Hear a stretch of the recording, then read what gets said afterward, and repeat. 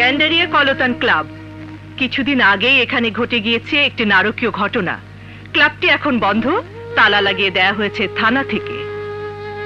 ক্লাবের নামে এখানে ছিল কিছু সন্ত্রাসীদের আড্ডা। প্রতিদিন এখানে মদ, ফেন্সিডিল এবং মেয়ে মানুষ নিয়ে আড্ডা হতো।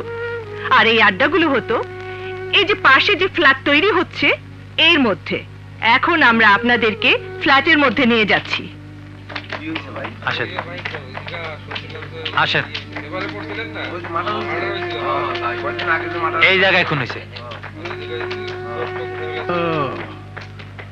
কবিতা, তুমি এখানে দাঁড়াও। অরুণ, লাইটটা তুই এই জায়গা থেকে ধরবি। আচ্ছা আচ্ছা আচ্ছা। ভাঙ্গা সোরা বিল্ডিং এ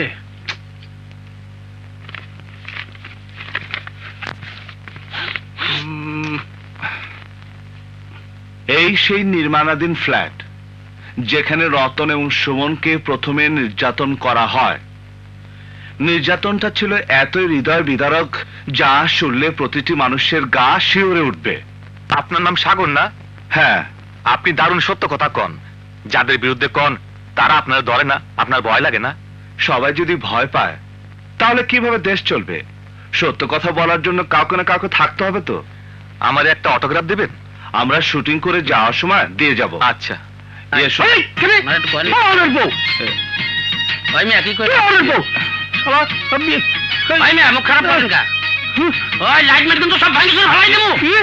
ভাই, উনি ভালো লোক। চুপ কর, কোন কথা বলবি না। ওনার সব ভালো। উনি আমার একমাত্র বন্ধু অরুণ। অরুণ মানে উনি হিন্দু নাকি? হ্যাঁ হিন্দু। হিন্দু হলে কোনো ক্ষতি আছে? না। তোমার এই দোষের জন্য দেখবা আমরা একদিন মার খাবো। যা লাইট কর, এদিক দেন ওদিক দিয়ে।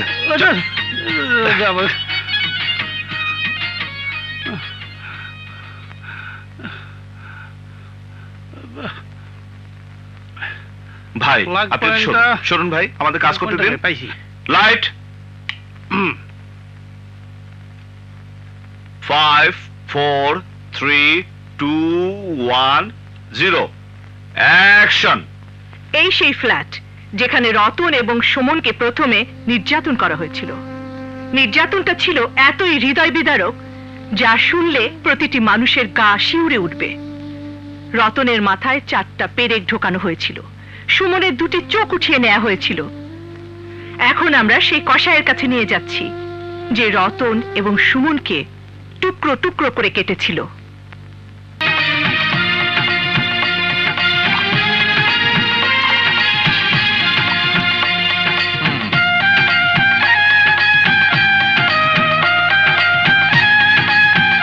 কাকা নাস্তা দাও।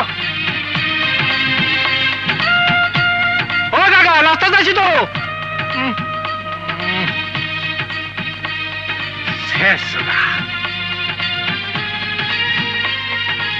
মন খারাপ নাকি?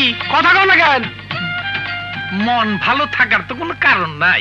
সকালে উঠা দোকান ঝাড়া মোছা কইরা গঙ্গা জল ছিটাইয়া যখন দেখি বউনি কাস্টমারই বাকি, তখন মন ভালো থাকো কেমনে?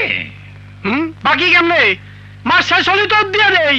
তুমি কি কোন সরকারি চাকরি করো? নতুন টেলিভিশন কোম্পানি গজাইছে, এর মধ্যে ডান্ডা ধরে খাড়ায় থাকো। কাল যদি হেরা তোমার বাইট করে দেয়, আমার টাকা দিবা কেমনে? কোন সন্ত্রাসী যদি তোমার ঠুস করে মাইরা দেয় তাহলে তো পুরাটাই বাইট।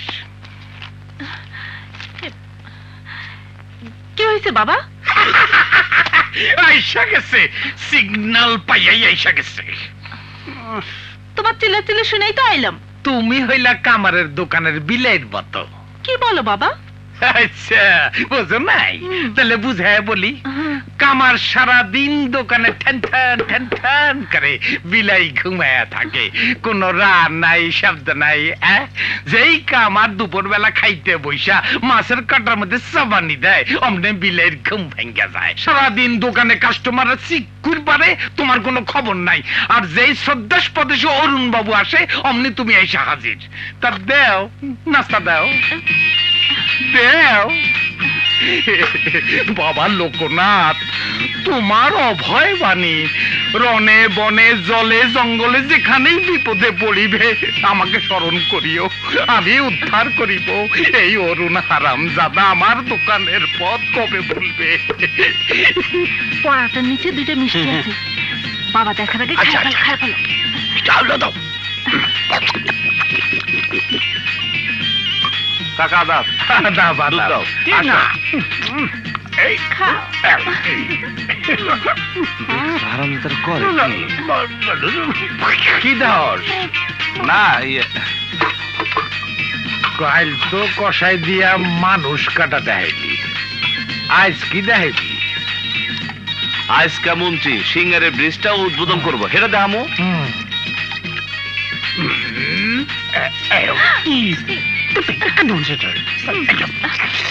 অরুণ, তোর যে অবস্থা দেখতেছি, নাস্তা করে এখান থেকে বাইরে হইতে তোর 3-4 ঘন্টা সময় লাগবো।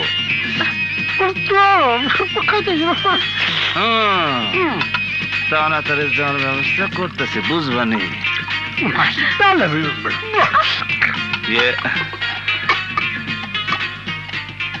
কাকা, কাকা গীতা অরুণ রে পলিথিনের ব্যাগে কইরা 2টা রসগোল্লা দিছে, অরুণ ওইটা কোমরে গুঞ্জা রাখছে। চোরের বাচ্চা! অরুণ, তাড়াতাড়ি আনার ব্যবস্থা করে দিছি। আহো ওই চোরটা! সর, ওঠ, ওঠ। দেহি হ্যাঁ? তুই আমার গাইল দিলি? তুমি ওর কোমরে হাত দিলা কেন? সাগর কইছে তুই ওরে 2টা মিষ্টি লুকায় দিছস, ওই কোমরে গুঞ্জা রাখছে। না বাবা, সাগর ভাই তোমার সাথে ফাজলামি করছে। সাগর ভাই জানে ওর কোমরে শ্বশুরি আছে, ও শ্বশুরি সহ্য করতে পারে না। ওর কোমরে শ্বশুরি আছে, সাগর ওর বন্ধু, সাগর জানতে পারে। তুই জানলি কেমনে? ওর কোমরে শ্বশুরি আছে, তুই জানলি কেমনে? আরে আরে তোর কোমরে শ্বশুরি আছে, আমার ভাইয়া জানলো কেমনে? আমি সমস্ত সম্পত্তি তোরে লেখা দিয়া বিভাগীয় হয়ে যাবো, তুই খুললা কর। আমার ইজ্জত বাবা লোকনাথ, আমারে উদ্ধার করো বাবা। হুসাইন মোহাম্মদ খান এখন সিঙ্গার ব্রিজ উদ্বোধন করছেন। বিসমিল্লাহির রহমানির রহিম। হোসেন ভাই, হোসেন ভাই, হোসেন ভাই, হোসেন ভাই। প্রিয় এলাকাবাসী, আসসালামু আলাইকুম। আজ এতদিন পর এলাকার মানুষের এক স্বপ্ন বাস্তবে পরিণত হলো। এই ব্রিজ তৈরি করার জন্য দীর্ঘদিন ধরে এলাকাবাসী দাবি জানিয়ে আসছে। বিষয়টি আমার নজরে আসে। আমি সঙ্গে সঙ্গে রোডস অ্যান্ড হাইওয়েজ কর্তৃপক্ষের কাছে ডিও লেটার দেই এই ব্রিজ তৈরি করার জন্য। তারা দিনরাত পরিশ্রম করে মাত্র 6 মাসের মধ্যে এই ব্রিজ তৈরি করেছে এবং এই ব্রিজ তৈরি করার জন্য যাদের জমি সরকার অধিগ্রহণ করেছে তাদের সমস্ত টাকা সরকার পরিশোধ করে দিয়েছে। মিথ্যা কথা! আপনি মিথ্যা কথা বলছেন। এই ব্রিজ তৈরি করতে 4 বছর সময় লাগছে, আমরা এখনো টাকা পাই নাই। টাকার জন্য গেলে ঘুষ চায়। আপনার কাছে কথা জানাতে গেলে আপনার বাড়িতে আমাদের ঢুকতে দেয় নাই। এই ছেলে, এদিকে এসো। আসেন আসেন। কি নাম তোমার? আব্দুর রহমান। বাবা আব্দুর রহমান, তার টাকা পাও নাই? না। আসো আসো, আমার সাথে আসো, আসো, টাকা দেবো, আসো। ওঠেন স্যার। আসো। প্রতিবাদ বিপ্লবী।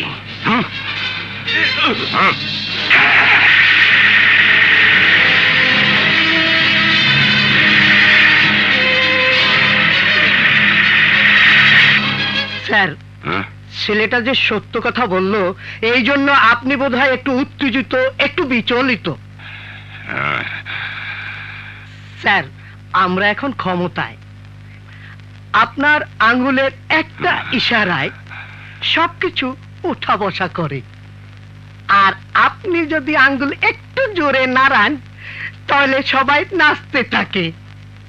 স্যার, ওই ছেলেটার প্রতি কি আমাদের কোনো কর্তব্য নাই? আছে। স্যার, সেটা কি পুলিশ করবে না আমরা নিজেরাই করব?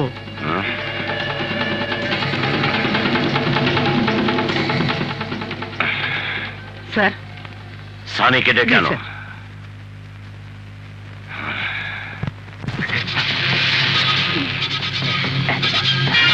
ঝামেলা আসি, পরে কথা বলেন। হ্যাঁ, এটা ভাই দাঁড়ান। ছোট মালিককে খুব দরকার। ছোট মালিক খুব ব্যস্ত আছে, এখন টাকা যাবে। বড় মালিক ডাকছে, খুব জরুরি, খুব জরুরি। ভাই বোঝার চেষ্টা করেন, এক্ষুনি দরকার। আরে এক্ষুনি দাঁড়ান, দেখি কি করা যায়। আসেন তো, আসেন। ছোট সাহেব, বড় সাহেব আপনি ডাকছে জরুরি। আব্বাজান, হ্যাঁ খুব জরুরি। ঠিক আছে। আসেন এইদিকে, এইদিকে। ধরেন তো ভাই, আরাম কর। একটু সোজা হন। বাবার দেখা আমাকে ফেলে দেয়। আস্তে আস্তে আরামি বাচ্চা, আস্তে। সুন্দর করে নিয়ে চল। স্যার ওই বসা, স্যার বসা ওইখানে। আর একটু শক্ত, ওই যে বসা, শক্ত খারাপ। ঠিক আছে। আসসালামু আলাইকুম আব্বাজান।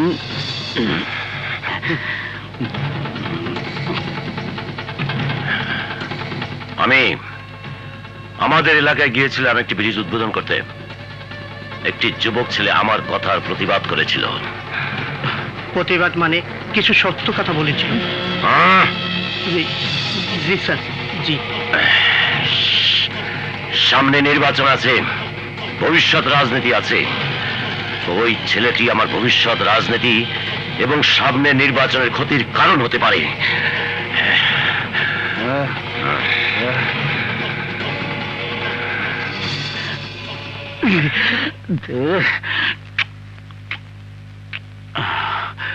আব্বাজান আমাকে দোয়া করবেন আব্বাজান।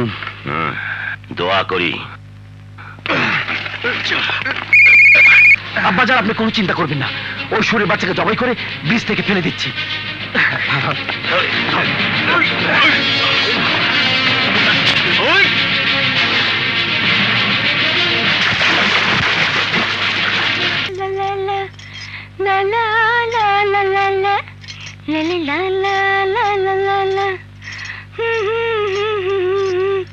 দাঁড়াও,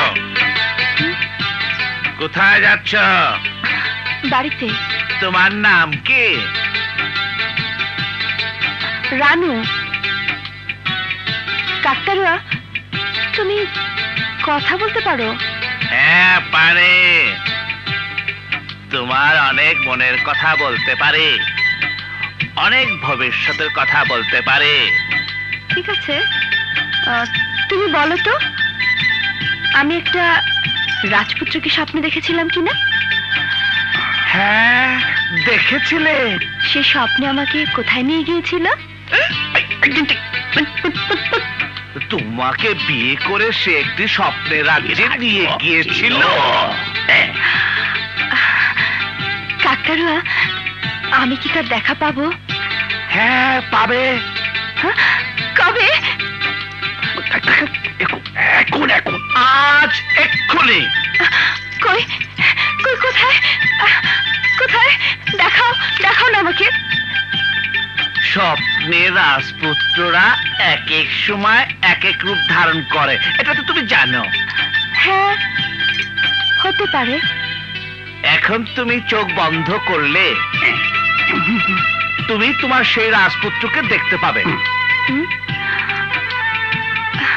চোখ বন্ধ করো। কই, দেখতে পাচ্ছি না তো। আরো অনেক কথা আছে, তুমি আগে শুনে নাও। এখন তুমি যদি সেই রাজপুত্রকে দেখতে পাও, তাহলে তুমি তাকে বুকের ভিতর জড়িয়ে ধরে চুমু খাবে। না না, এটা আমি পারবো না। তাহলে তুমি সেই রাজপুত্রকেও আর কোনোদিন পাবে না। আগে তুমি রাজপুত্রকে দেখাও। আমি চোখ খুলে ফেললাম, কিন্তু আমি চোখ খুলে ফেললাম।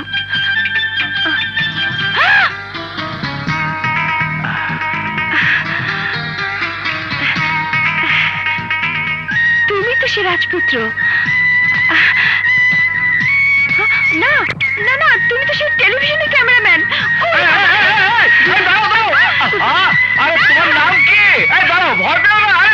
দাঁড়াও না।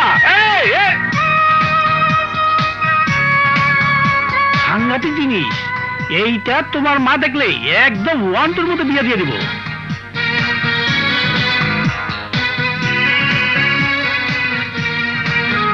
এদিকে আহ। তোমার মায়া সেদিন খ্যাস খ্যাস করিয়া ছবি আইকা আমারে দিল, খুব বাহাদুর দেখাইলো। ঘটনা তো বানানো কিরকম? ও তো মেরে চিনে, ওই মেরে দেখছে, ওই মায়ের সাথে ওর পরিচয় আছে। ভাইয়া তুমি কি বলো? আমি তো কিছুই বুঝতেছি না। একটা থাপ্পড় দেবো। তুই মেরে চিনস? ক কারা?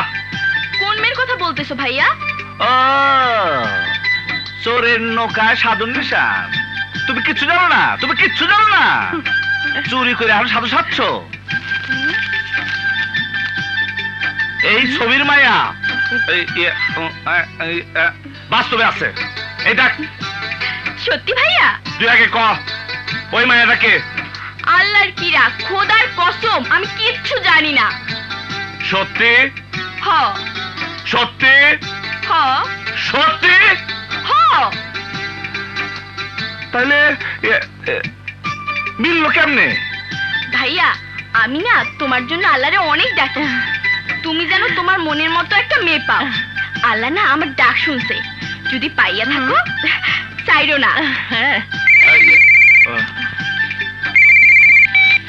হ্যালো সাগর। জি স্যার। তুমি অরুণকে নিয়ে এক্ষুনি চলে আসো। স্যার কোনো জরুরি বিষয়? অত্যন্ত জরুরি। গতকাল রাত্রে কারণ বাজারে ভেজাল বাংলা মদ খেয়ে 30 জন লোক মারা গেছে, আরো কমপক্ষে 40 জন লোক হাসপাতালে আছে। জি স্যার, আমি এক্ষুনি আসছি। মনে রেখো, এই রকম আরো কয়েকটি ঘটনা ইতিপূর্বেও ঘটেছে। এর পেছনে যারা কাজ করছে তাদেরকে চিহ্নিত করতে হবে।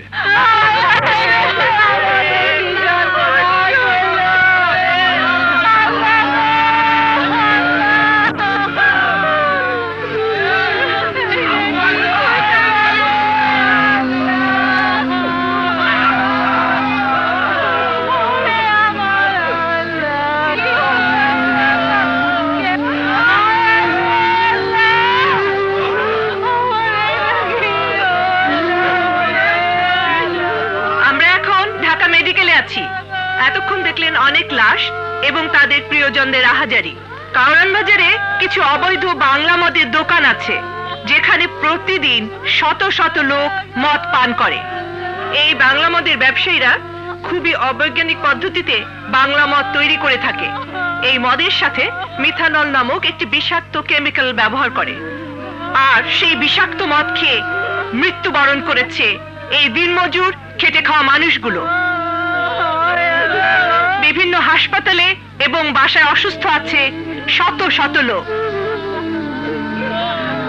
কবিতা, সিটিভি, ঢাকা মেডিকেল। বর্ডারে কোনো থানায় ওসি হিসাবে বদলি হতে হলে ইন্তেজাম লাগে। স্যার আমি বুঝলাম না। তোমার কি হয়? আমার ভাই হয় স্যার। আমার পিএ আছে, ও বুঝিয়ে দেবে। আলমগীর, জি। ওকে একটু বুঝিয়ে দাও। এদিকে শোনেন। হ্যাঁ পারবেন? জি জি পারবো, পারবো স্যার। তাহলে হবে, আসেন। চলেন। স্যার বুঝিয়েছি। আসি স্যার। আসসালামু আলাইকুম। ওয়ালাইকুম আসসালাম। আসেন। তোমাদের আবার কি? স্যার আমাদের একটু ইন্তেজাম আছে। ও, বিষয়টা কি? স্যার ওই যে কাউরান বাজার মদ খেয়ে মরেছে, টেলিভিশনে দেখলেন না কাল? ওই যে ওরা দল করলে কি হবে? পুলিশ অ্যাকশন হবে তো। স্যার সেই জন্য এই যে আনছি। কত আছে? 3 লাখ আছে স্যার। ভেজাল মদ খাওয়াই তো লোক মারছো। কতজন মারছো? স্যার 30 জন। স্যার আমার পার্টনাররা এই ঘটনার পর পুলিশের ভয়ে ভাইগা গেছে, টাকার জোগাড় করতে পারি না।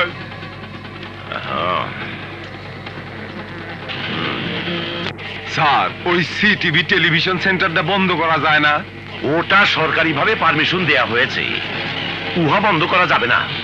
স্যার ওই তাজা খবর অনুষ্ঠানটা খুব খারাপ, আমাদের দলের খুব ক্ষতি করতেছে। এটা কি জন্য হলো বলো তো? স্যার, কারণ বাজারের ঘটনা প্রচারের পর এই ঘটনার সাথে জড়িত সবারই তো মাথা খারাপ হয়ে যাওয়ার কথা। ভেজাল মদ, ফেন্সিডিল, হেরোইন এইসব অবৈধ ব্যবসার সাথে জড়িত দেশের শীর্ষস্থানীয় সন্ত্রাসীরা, কারণ এর সাথে জড়িত রয়েছে অনেক কালো টাকা। কবিতা চাকরি ছেড়ে দিয়ে চলে গেছে, যাওয়াটাই স্বাভাবিক স্যার। আজ থেকে হ্যাঁ তাজা খবর অনুষ্ঠানের হ্যাঁ সব দায় দায়িত্ব হ্যাঁ। তোমাদের দুজনের উপর থাকলো।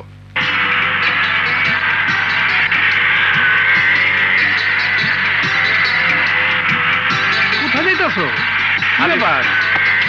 থামো থামো থামো থামো, বুঝছি, থামো থামো থামো। আচ্ছা বন্ধু, তুমি যে এই যে গ্রামের মধ্যে ঢুকলা, ঘটনাটা কি? কি শুটিং করবা? আজকে যে ঘটনার শুটিং হবে সেটা সিটিভি শুটিং না, হ্যাঁ সেটা দিল। আর বন্ধ করো। আরে দিল টিভির শুটিং। দিল টিভি শুটিং? দিল টিভি এটা কি কোনো নতুন স্টেশন? এইটা কবে চাকরি দিলা? দিল তো পাগল হ্যাঁ, বুঝো? দিল মাঙ্গে মোর, বুঝো? মানে দিল চায়, দিল চায়। এইটা? আরে বাপরে, ঠান্ডারই মারতাছে। তুমি তো না আধ্যাত্মিক লাইনে আছো, আমি একটু কমই বুঝতেছি। হ্যাঁ আজকে সিটিভির কোনো কাজ নাই, ওই মায়াটারে খুঁজা বাইর করবো। ও বন্ধু, এই বটবটিটা আর কতক্ষণ চালাবে? অনেকক্ষণ, কোথায়? যতক্ষণ ওই মায়েরা না পাই। আচ্ছা, এই গ্রামে যে তার বাড়ি, এটা তুমি জানলা কেন? আমার দিল কইলো। তোমার দিলে আর কি কি বললো? বললো হ্যাঁ? তুই আজকে তার দেখা পাইবি। মায়েরা গোসল করতেছে, ওইখানে থাকবার না না। না না, অগো অগো জিজ্ঞাসা করি। বন্ধু, তুমি যাও না, যাও না, যাও না। না গেলি ক্যামেরা আমার হাতে। এ কি? হ্যাঁ? তুই আয়। যাইস না, যাইস না। আমিও যাব না, তো পিছে পিছে থাকি।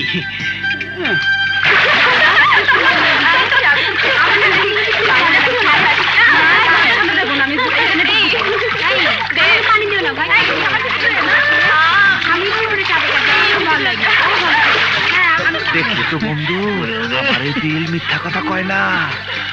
বন্ধু, সত্যি তো সেই মাইয়া, তোর দিল সত্য কথা বলেছি। তোর সাথে কি একটা হবে রে? হবে কি? হয়েই তো গেছে।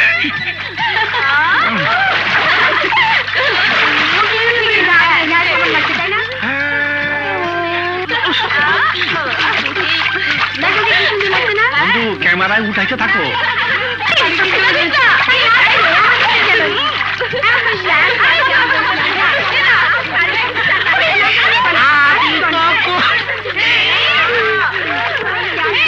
আবার তো তখন কত কিছু হইয়া যাইবে। আবার সরো, উঠো। এখানে কি করো? ছবি উঠাচ্ছ কেন? না না ভাই, আমরা সিটিভি থেকে এসেছি। কিসের সিটি মিটিং? মেয়েদের ছবি উঠাচ্ছ কেন? না না, আমরা আসলে ছেলেরা, তোরা কে কোথায় আছিস? বয়সী করে জায়গা পর।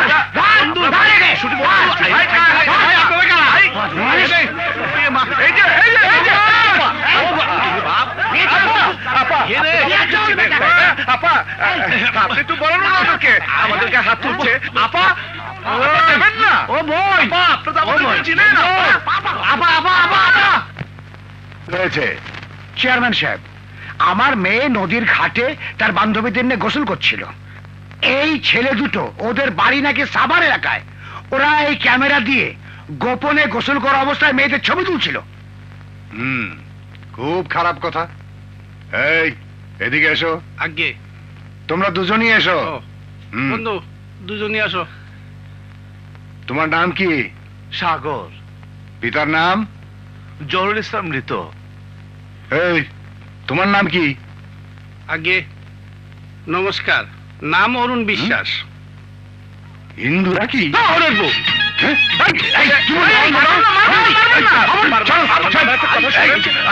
আমরা তো কথা শুনেন। কি কথা শুনবো? বেয়াদব! এই 7 গ্রামের লোক আমার কথা উঠে আর বসে, যে আমার এই বড় মজলিসে গালি দিল।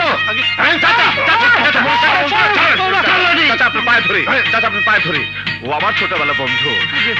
ওর শরীরে খুব সুরসুরি, কেউ ওর শরীরে হাত দিলে ওর বুঝতে থাকে না। এইভাবে ও বকা দেয়। এর আগে আমি ওর জন্য অনেক অপমান হয়েছি। চাচা চাচা চাচা, আল্লাহর দোহায় আমাদেরকে মাফ করে দিন। কিসের মাপ? সাজা হবে তোমাদের। এই ইট বাইন্ডালে আয়, ঝুলানো হবে।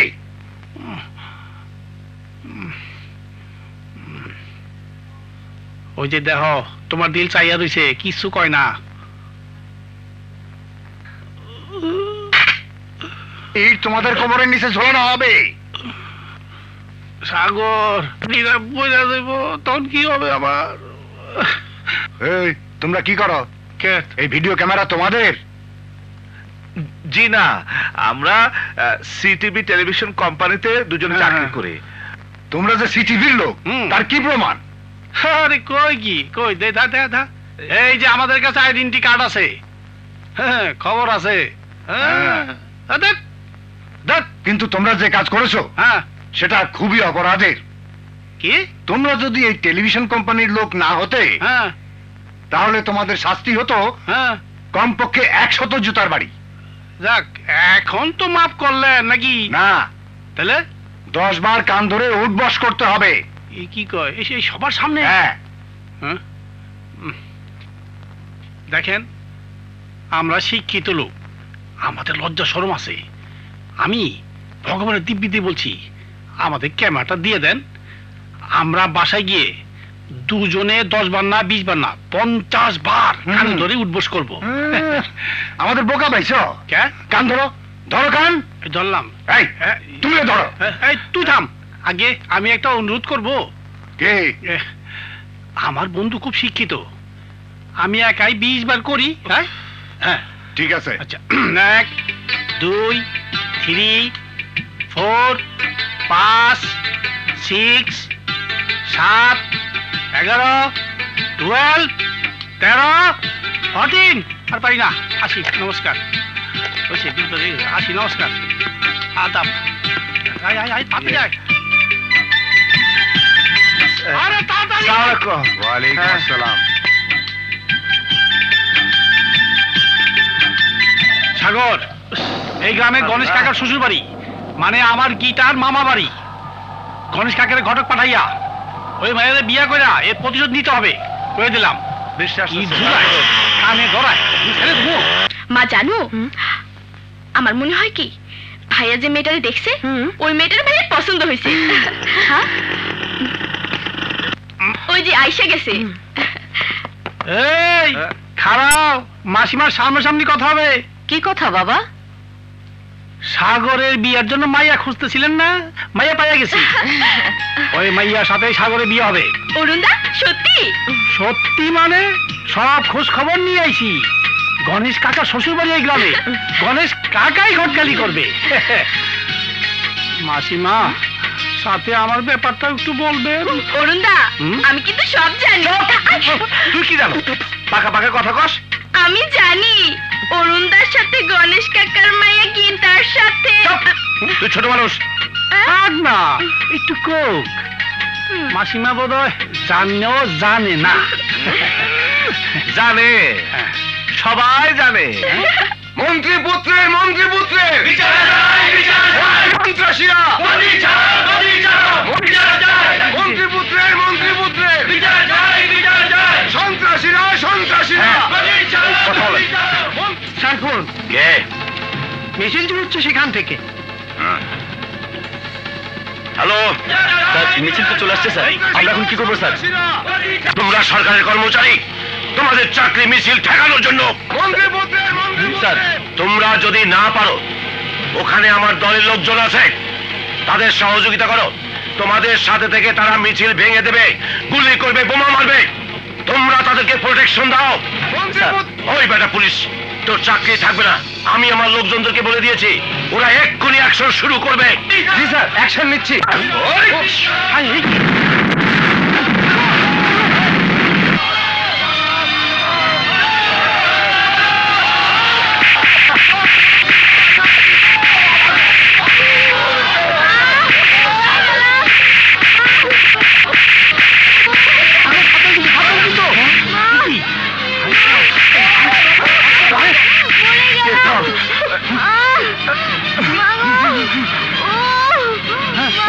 ওকে হাসপাতালে নিতে হবে। ডাক্তার, ডাক্তার, এদিকে আসুন ডাক্তার। রাখেন রাখেন রাখেন, কি হয়েছে? দেখুন, অনেক ইতিহাস, ওর ইতিহাস বিশ্লেষণ করলে মরে যাবো। ওর চিকিৎসা করার চল।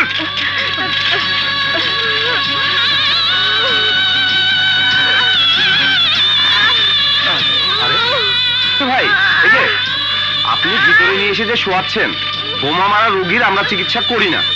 এই, আপনার ডাক্তার না? ডাক্তার, কিন্তু পুলিশ কেস হতে হবে, সরকারি হাসপাতালে নিয়ে যান। আরে ডাক্তার, সরকারি হাসপাতালে নিতে নিতে বাচ্চারা মরে যাইব। ও যদি মরে যায় তাহলে একটা বিপদ হবো ওর মা বাবার। এই লাশ নিয়ে কারাকারি দলের মধ্যে সব দল করব, এই বাচ্চা শিশুটা আমার দলে করবি। আপনার আল্লাহর কসম লাগে, ওর চিকিৎসা করেন। এইটা কিন্তু টেলিভিশনে দেখা যাবো, ওই যে টেলিভিশন ক্যামেরা, জনগণ কিন্তু এই হাসপাতাল ভাঙিয়ে চলে ফেলাবো। নার্স, ওকে অপারেশন থিয়েটারে নিয়ে চলো। Okay sir.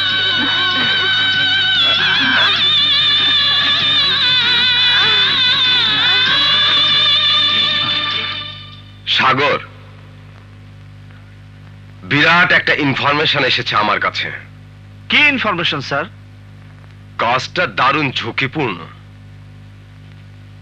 তুমি ছাড়া সম্ভব না। যদি করতে পারো সারা দেশে বিরাট একটা ঘটনা ঘটে যাবে। স্যার, এইসব কাজ করতে আমার দারুণ ভালো লাগে। হ্যাঁ, এই যে একটা বাড়ির ঠিকানা, দেখি তো। বাড়িটা গুলশানে, হ্যাঁ মালিক মারা গেছে, হ্যাঁ তার স্ত্রী থাকে বাড়িতে, দুর্বল অসহায়। হ্যাঁ এই সুযোগে হ্যাঁ ঢাকার টপ টেরর সানি হ্যাঁ। আজ রাতে বাড়িটা দখল করবে। ও মাই গড। পারবে হ্যাঁ ওটা ক্যামেরায় তুলে আনতে? অবশ্যই।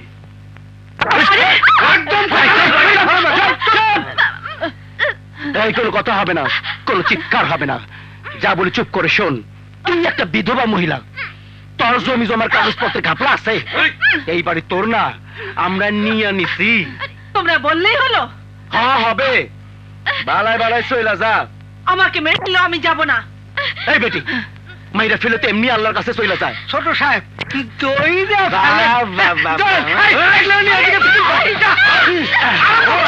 পুরো ফ্যামিলির কোর্স কমপ্লিট করে বারো মাইসকা।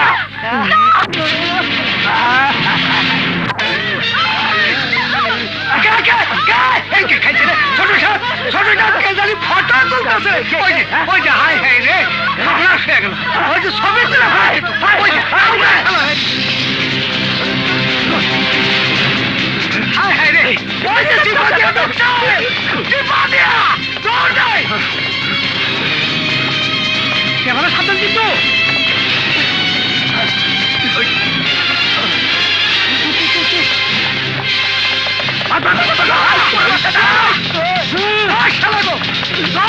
জানি না যাইতে পারে।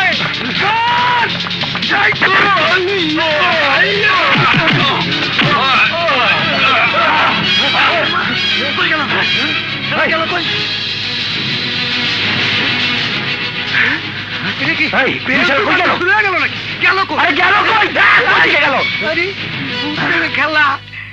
সাগর, গত রাতের ক্যাসেটটা আমাকে দিয়ে দাও। স্যার, এমন জঘন্য ঘটনা এর মধ্যে রেকর্ড করা আছে যা সম্পূর্ণ আপনারা প্রচার করতে পারবেন না। কেন? ওই বাড়ির সমস্ত মহিলাদের গণধর্ষণ করা হয়েছে। এটা প্রচার করা কি সম্ভব হবে স্যার?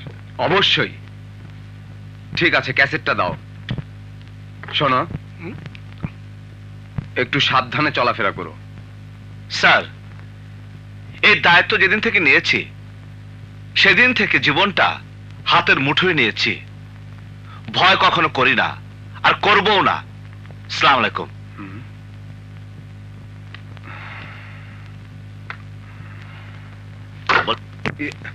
স্যার আপনি? না না, ঠিক আছে ঠিক আছে, বসুন স্যার, প্লিজ। ঠিক আছে। আলম সাহেব, আমার ছেলে সানি, আসসালামু আলাইকুম। শুনেছি গতকাল রাতে গুলশানের একটা বাড়িতে বন্ধু বান্ধবদের পাল্লায় পড়ে কি একটা জঘন্য কাজ করেছে। আমি পুলিশ সঙ্গে করে নিয়ে এসেছি। আপনার সামনে থেকে হ্যান্ডকাপ লাগিয়ে আমি ওকে অ্যারেস্ট করার নির্দেশ দিচ্ছি। আব্বাজান, এই পুলিশ, অ্যারেস্ট করে ওকে থানা হাজতে নিয়ে যান। আমার ছেলে হিসাবে কোন রকম ক্ষমা প্রদর্শন করবেন না। যান, নিয়ে যান। যাও, আমি তোমার মুখ দেখতে চাই না। যাও এখান থেকে, যাও যাও যাও। আলম সাহেব, আমার মতো ন্যায় বিচারক পাবেন না। নাই, এদেশে নাই, কেউ আসেনি, আর কোনদিন আসবেও না। অন্যায় করে তাকে শাস্তি পেতেই হবে, সে যেই হোক। জি স্যার, আপনি যা করলেন এটা একটা নজিরবিহীন ঘটনা। সুন্দরভাবে কাজ করি, জনগণের সেবা করতে পারি, এ ব্যাপারে নিশ্চয়ই আপনাদের মতো বুদ্ধিজীবীদের কাছ থেকে সহযোগিতা পাবো, আশাও করতে পারি। জি স্যার, অবশ্যই।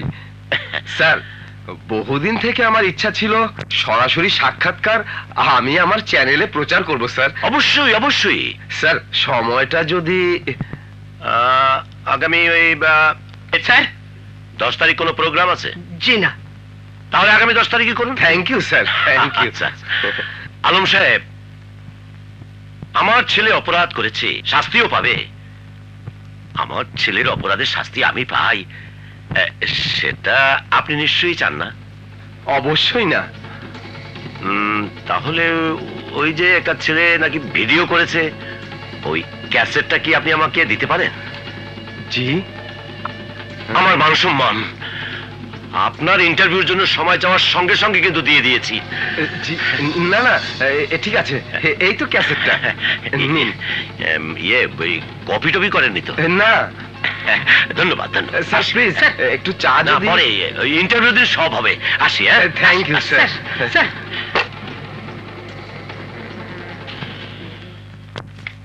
এই যে খবরের কাগজে উঠছে, পুলিশ ডাইকে আইনা নিজের ছেলেকে ধরাই দিল। হ্যাঁ, ভালো লোক।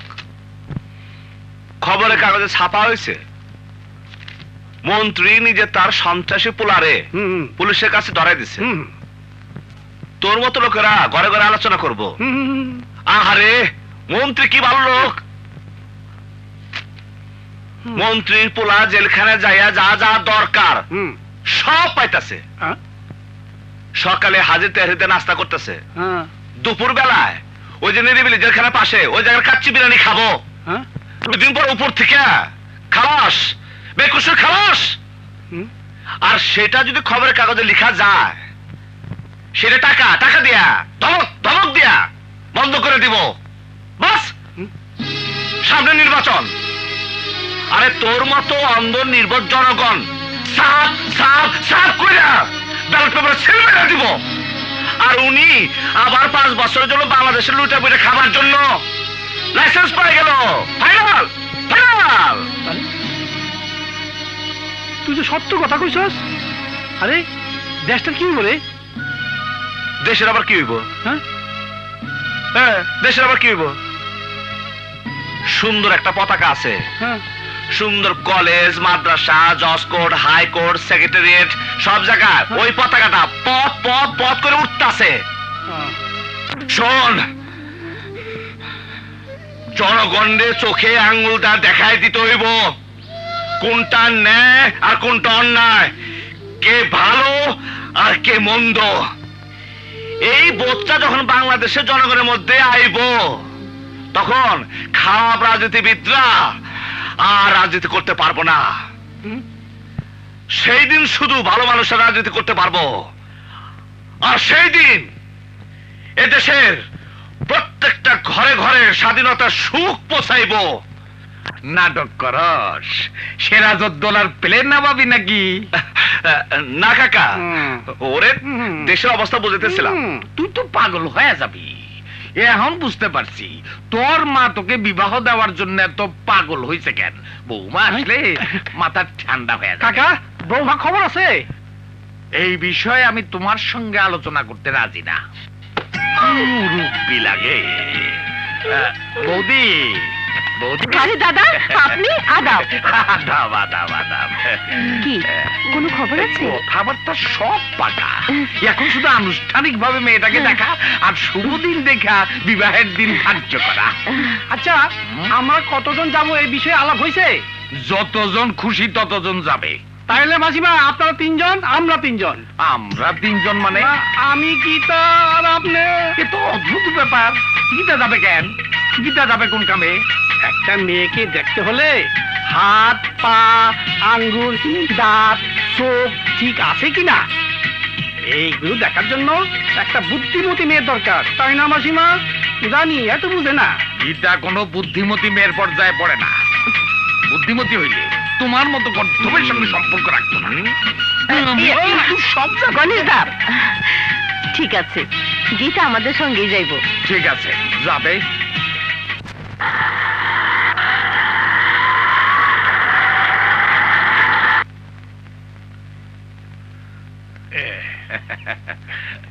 দেখি। নমস্কার নমস্কার নমস্কার। আমরা সময় মতো এসে পড়েছি। আবদে আসেন। এ হইলো ছেলের মাতা, আর ও হইলো ভগিনী, আর ও হইলো আমার মেয়ে গীতা। নমস্কার। আর সরস না তুই? খোকা, ও খোকা, আয় আয় আয় আয়। আর এ হইলো ছেলে এই সাগর। আসসালামু আলাইকুম। গণেশ বাবু, আপনার সাথে আমার কথা আছে, এদিকে আসেন। না, ডরাইও না, আইতাছি। আপনারা ভিতরে আসেন। ওই কি যেন একটা গাব লইছে, তুই ভিতরে যা, আমি দেখতেছি। আপনি বলেছেন ছেলে বিসিএস পাস। এখনো বলি। হ্যাঁ, বিসিএস মানে জানেন? জানি, পাস করলে চাকরি পায়। না। বলেন কি? হ্যাঁ। ও তো খুব ভালো ছেলে। কি করবে? বুঝছি বুঝছি, আপনি ওই নাড়াটার কথা কইতেছেন। দুটাই বদমাইশ। হ্যাঁ। সেদিন আমাদের চেয়ারম্যান বিচার করে দুটোকে কান ধরে উঠবোস করিয়েছে। এই ছেলের সাথে আমার মেয়ের বিয়ে হবে না। অরুণ, আগে ওই অরুণ, আগে এদিকে আয়। ইয়ে,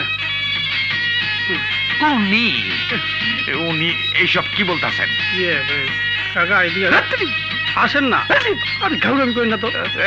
আর বুঝি ওরে নিয়ে একটু বিপদে আছি, একটু শুনে আসি। কাকা, কাকা, হুম। আমি সব শুনছি। হুম। ঘটনাটা বদমাসি না, হুম। আমরা একটা চক্করে পড়ছিলাম। সেটা বলতে অনেক ইতিহাস ভূগোল বলতে হবে। হুম। আপনি একটু ম্যানেজ করেন কাকা, কাকা বুঝছি। ম্যানেজ করেন। তোরা চক্করে পড়ছিলি? না বাবা, আমি তোর বাবা না। বা আমি একটা কথা বলি। কি কথা? এই শোনেন, এই ছেলে বিসিএস পাস, যদি কিছু ঘটনা ঘটাইয়াও থাকে তবে এর পিছনে অন্য কোনো কারণ আছে। আমার প্রতি বিশ্বাস হারায়েন না। এই ছেলে কয়েকদিন পর ম্যাজিস্ট্রেট হইল বললা। আচ্ছা, যদি কিছু কইরাও থাকে তাইলে ওই নাড়াটা চক্করে পড়া করছে। জানেন তো, সৎসঙ্গে স্বর্গবাস, অসৎ সঙ্গে নরকবাস। ওই ইতরটার কথা বাদ দেন। আমি কি আপনার সাথে মিথ্যাচার করতে পারি এটা আপনার মনে হয়? মাইয়াটা দেখান, পছন্দ হইলে আইজি আংটি বদল করে যাবো। এই সুযোগ ছাইরেন না, এমন ছেলে পাবেন না। ঠিক আছে গণেশ বাবু, আমি কিন্তু আপনাকে বিশ্বাস করে রাজি হলাম। যান, আপনারা বসেন, আমি মেয়ে রেডি করে নিয়ে আসি। যান। হরি হে, তুমি সর্বজান। আমাদের সিটিভির জন্য একটা বিরাট সাকসেস। কি স্যার? হুসাইন মোহাম্মদ খান তার একটি ইন্টারভিউ দেওয়ার জন্য আমাদের সময় দিয়েছেন। আর এই ইন্টারভিউটা আমাদের স্টুডিও থেকে সরাসরি সম্প্রচারিত হবে। আমি উপস্থাপনার দায়িত্বটা তোমাকে দিতে চাই। স্যার, এইসব দায়িত্ব দেওয়ার জন্য আপনাকে অসংখ্য ধন্যবাদ। ধন্যবাদ স্যার।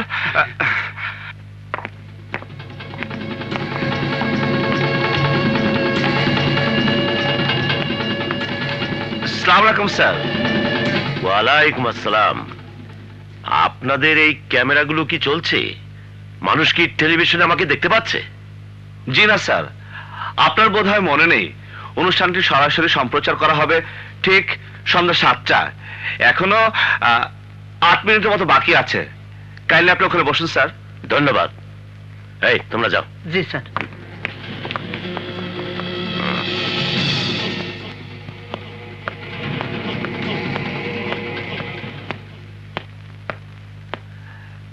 স্যার মাফ করবেন, একটা মাইক্রোফোন লাগাতে হবে। ও শিওর শিওর। প্রথমেই আপনাকে ধন্যবাদ জানাচ্ছি, দারুণ ব্যস্ততা থাকা সত্ত্বেও আমাদের জন্য 1 ঘন্টার সময় আপনি বরাদ্দ করেছেন, এই জন্য আপনাকে অসংখ্য ধন্যবাদ। আপনাকেও ধন্যবাদ। আপনাকে অনুষ্ঠান শুরু করার আগে বলে দেই, অনুষ্ঠান চলাকালীন দর্শকরা যা দেখতে পাবেন, আপনি সামনাসামনি ওই দিকে তাকালে ওই টেলিভিশনের পর্দায় তা দেখতে পাবেন।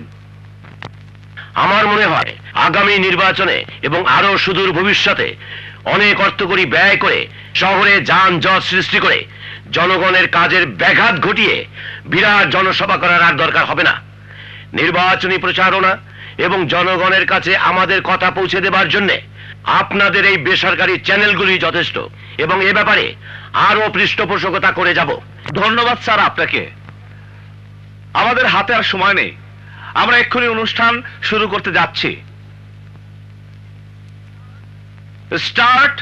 সুপ্রিয় দর্শক, আমাদের মাঝে এসেছে হুসাইন মোহাম্মদ খান। আপনাদের চিঠি এবং টেলিফোনের মাধ্যমে যেসব প্রশ্নগুলি আমার কাছে পাঠিয়েছেন, সেই সব প্রশ্নগুলি নিয়ে হাজির হয়েছি আমি সাগর। আমি প্রথমে আপনাকে প্রশ্ন করব হরতাল সম্পর্কে। আপনার রাজনৈতিক দলগুলো অনেক সময় সামান্য একটা ইস্যু নিয়ে হরতাল ডাকেন। মা দেখো ভাইয়া কিভাবে মন্ত্রীর সাথে কথা বলছে।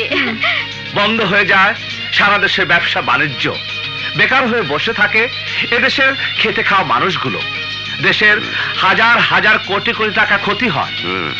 এই হরতালের রাজনীতি কি বন্ধ করা যায় না?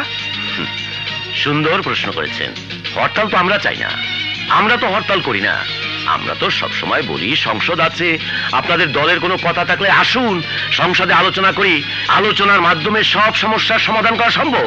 হরতালের কোনো প্রয়োজন নেই।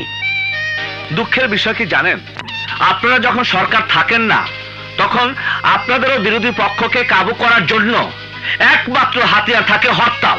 মা দেখো ভাইয়া কিভাবে পদে ফেলে দিছে। বার্লিন ওয়াল ভেঙে যাবার পর সারা বিশ্বের রাজনীতির প্রেক্ষাপট পরিবর্তন হয়েছে। রাজনীতিতে শেষ বলে কোনো কথা নেই। তবু আমার দলের পক্ষ থেকে আমি আজ এই মুহূর্তে সারা দেশের জনগণকে জানিয়ে দিচ্ছি, ভবিষ্যতে কোনো প্রকার রাজনৈতিক দুর্যোগে আমার দল হরতাল করবে না। ধন্যবাদ আপনাকে। আপনার মতো সমস্ত রাজনৈতিক দল যদি এই সিদ্ধান্ত নেয় আর হরতাল নয়, তাহলে উপকৃত হবে এদেশের সাধারণ মানুষ, উন্নতি হবে এই গরিব দেশটির। অত্যন্ত মূল্যবান কথা বলেছেন। এই সুন্দর কথাটার জন্য আপনাকে ধন্যবাদ। কিছুদিন আগে একটি মহাসড়কে পরিবহন শ্রমিক এবং ছাত্রদের মধ্যে বিরোধের পরিণতিতে মহাসড়কটিতে 12 ঘন্টা পর্যন্ত যানবাহন চলাচল বন্ধ ছিল। ধাওয়া পাল্টা ধাওয়া থেকে সেখানে হয়েছিল বোমাবাজি, আহত হয়েছিল অনেক লোক, কিছু লোক মারাও গিয়েছিল। এই ঘটনার শুরুতে স্থানীয় পুলিশ কর্মকর্তারা এবং সরকারি প্রশাসন সেখানকার সমস্ত ঘটনা আপনাকে জানানো সত্ত্বেও আপনি কোনো পদক্ষেপ গ্রহণ করেননি কেন? নো নো নো নো, আমি তো চুপ করে বসেছিলাম না। কখন কি হচ্ছিল সমস্ত ঘটনা আমি নিজে মনিটরিং করেছি। আমি আমি আমি টেলিফোন নিয়ে বসেছিলাম। I have done everything. হ্যাঁ, আপনি মনিটরিং করছিলেন, আমরা তা জানি। সেখানকার পুলিশ কর্মকর্তারা আপনাকে বারবার টেলিফোন করা সত্ত্বেও আপনি সেখানে টিয়ার গ্যাস অথবা লাঠি চার্জ করার নির্দেশ দেননি। নো নো নো নো, সেখানে টিয়ার গ্যাস অথবা লাঠি চার্জ করার মতো কোনো পরিস্থিতি কখনো সৃষ্টি হয়নি। কারণ যাদের উপর লাঠি চার্জ করবে বা টিয়ার গ্যাস ছুড়বে তারাও তো জনগণের বাইরে কেউ নয়। ও, সন্ত্রাসীরাও তো তাহলে দেশের জনগণ। ভোটের জন্য বোধ হয় তাদেরকে ধরছেন না। মা দেখো কিছু বলতে পারতেছে না। দেখুন, প্রসঙ্গটি ছিল কিন্তু সেদিনের একটা বিচ্ছিন্ন ঘটনা। সেই ঘটনার সূত্র ধরিয়ে সন্ত্রাসী, চাঁদাবাজি এসব প্রসঙ্গ টেনে আনাটা কি ধান বাংতে শিবের গীতের মতো মনে হচ্ছে না? না, আমার মনে হয় তা নয়, কারণ প্রাণহানি হয়েছিল অনেক লোকের। লাঠি চার্জ অথবা টিয়ার গ্যাস ছুড়লে কোনো প্রাণহানি হতো না। আমি এই প্রাণহানির জন্য যদি আপনাকে দায়ী করি তাহলে আমাদের কোনো ভুল হবে না। না, কোনোভাবেই আমি এর জন্য দায়ী নই। আপনার ছেলের সন্ত্রাসী কর্মকাণ্ডে জনগণ অতিষ্ঠ হয়ে যখন মিছিল বের করেছিল, আপনি সেই মিছিল ভেঙে দেওয়ার জন্য আপনার সন্ত্রাসী বাহিনীকে মিছিলে বোমা মারার নির্দেশ দিয়েছিলেন। সাগর সাহেব, এগুলো সব অবান্তর প্রশ্ন। আমার কাছে প্রমাণ আছে, এবং ওই বোমা হামলায় একটি শিশু মারা গিয়েছিল। এ ধরনের উদ্দেশ্যমূলক প্রশ্ন করে আমাকে হেয় প্রতিপন্ন করার চেষ্টা করলে আমি এই মুহূর্তে এখান থেকে চলে যেতে বাধ্য হব। স্যার স্যার স্যার, এই অনুষ্ঠানটি জনগণ দেখছে। প্লিজ স্যার, বসুন sir, please sir, please please sir. Sir, আমি এই প্রসঙ্গ বাদ দিচ্ছি। অন্য প্রসঙ্গে যাওয়ার আগে আমি আপনাকে একটা ভিডিও ক্যাসেট দেখাতে চাই। কাইন্ডলি স্যার, আপনি একটু বসুন স্যার, আপনি দেখুন স্যার, প্লিজ প্লিজ। অরুণ, গুলশানের ক্যাসেটটা চালা, কুইক।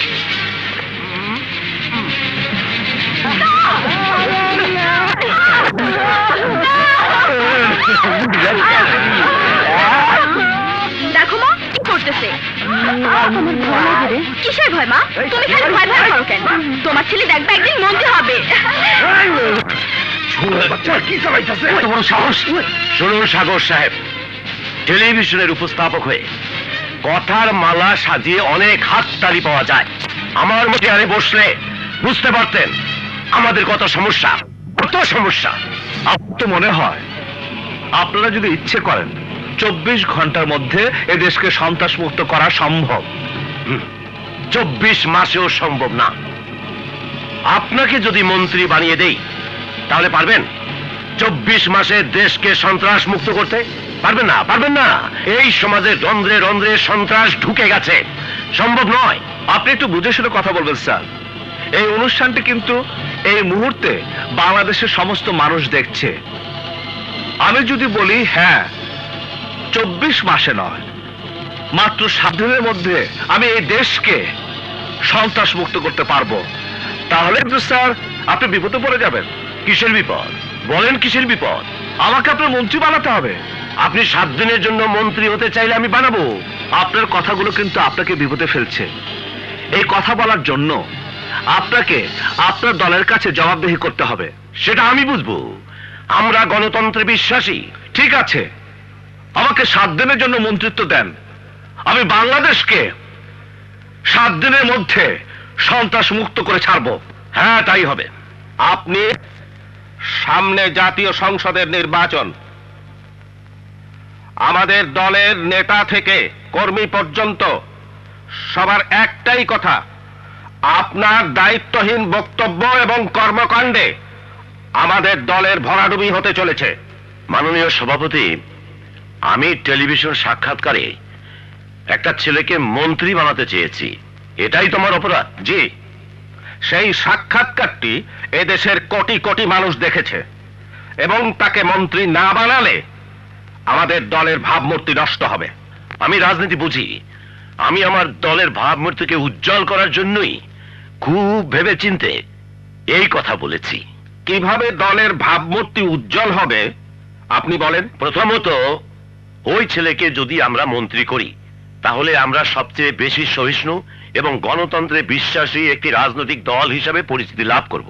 দ্বিতীয়ত, 5-7 দিনের জন্য যদি তাকে মন্ত্রী বানানো হয় তাহলে স্বল্প সময়ের মধ্যে কোনো কাজ সে করতে পারবে না। তখন সে নিন্দিত হবে সারা দেশের মানুষের কাছে এবং আমার কথাই সত্যি বলে প্রমাণিত হবে। তৃতীয়ত, আমাদের দলের ভাবমূর্তি উজ্জ্বল হবে। আগামী নির্বাচনে আমাদের পক্ষে জনসমর্থন বাড়বে এবং আমরা অবশ্যই নির্বাচনের 2/3 সিটে জয়ী হয়ে সরকার গঠন করবো ইনশাল্লাহ। তাকে কিভাবে মন্ত্রী বানাবো? আপনারা দলের লোক যদি আমার প্রস্তাব সমর্থন করেন তাহলে আমাদের দলের সংবিধান অনুসারে টেকনোক্র্যাট হিসেবে তাকে অবশ্যই মন্ত্রী বানানো সম্ভব।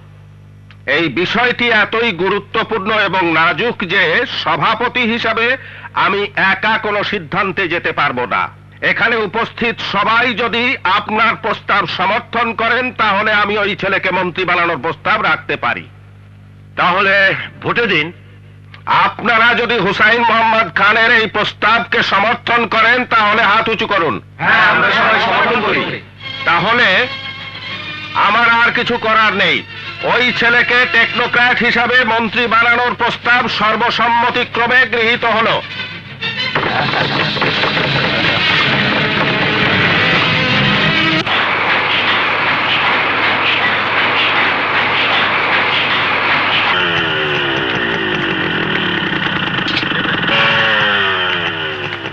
আরে বাবাজি, আসো আসো আসো। আসসালামু আলাইকুম। ওয়ালাইকুম সালাম। খবরের কাগজ দেখলাম তুমি নাকি মন্ত্রী হচ্ছ। জি। এদিকে এসো। এই সাভার টাভারে বাড়ি করো না, গুলশানের দিকে একটা ভালো প্লট নিও। অবশ্য প্লট নিলে বাড়িটি বানানো ঝামেলা। শুনেছি সরকারি রেডিমেড বাড়ি নাকি আছে, ওগুলো একটা নিও। 7 দিনের মধ্যেই কাজ ছেড়ে ফেলো। গাড়ি প্যাজারো ছাড়া নিও না, জিপ তো কাদা কুদার গুলো চলতে পারে। আর তোমার নিজের নামে ব্যাংকে টাকা রেখো না, তদন্ত হতে পারে, দুর্নীতির মামলা হতে পারে। সবাই কিন্তু বউ, শ্বশুর, শাশুড়ির নামে রাখে। মন্ত্রী মানে আপনি ধরে নিয়েছেন সবাই এগুলো করে? আমি যে মাত্র 7 দিনের জন্য মন্ত্রী হচ্ছি তা জানেন? 7 দিন? বাবা, 7 দিন লাগে না। তুমি খালি শপথ নিয়ে ঘরে আসবা, দেখবা ঘর ভরে গেছে ব্রিফকেসে, টাকাই টাকা। বাবা, সুযোগ সব সময় আসে না, সুযোগ মানুষের জীবনে একবারই আসে, ওর মধ্যেই গুছিয়ে নেয় বাবা। আমি কি আপনার মেয়ের সাথে একটু কথা বলতে পারবো? একটু কেন বাবা, রাতটাই থেকে যাও। শুধু কিন্তু আংটি বদল হয়েছে। তাতে কি বাবা, মনে করো বিয়ে হয়ে গেছে। রানু, রানু,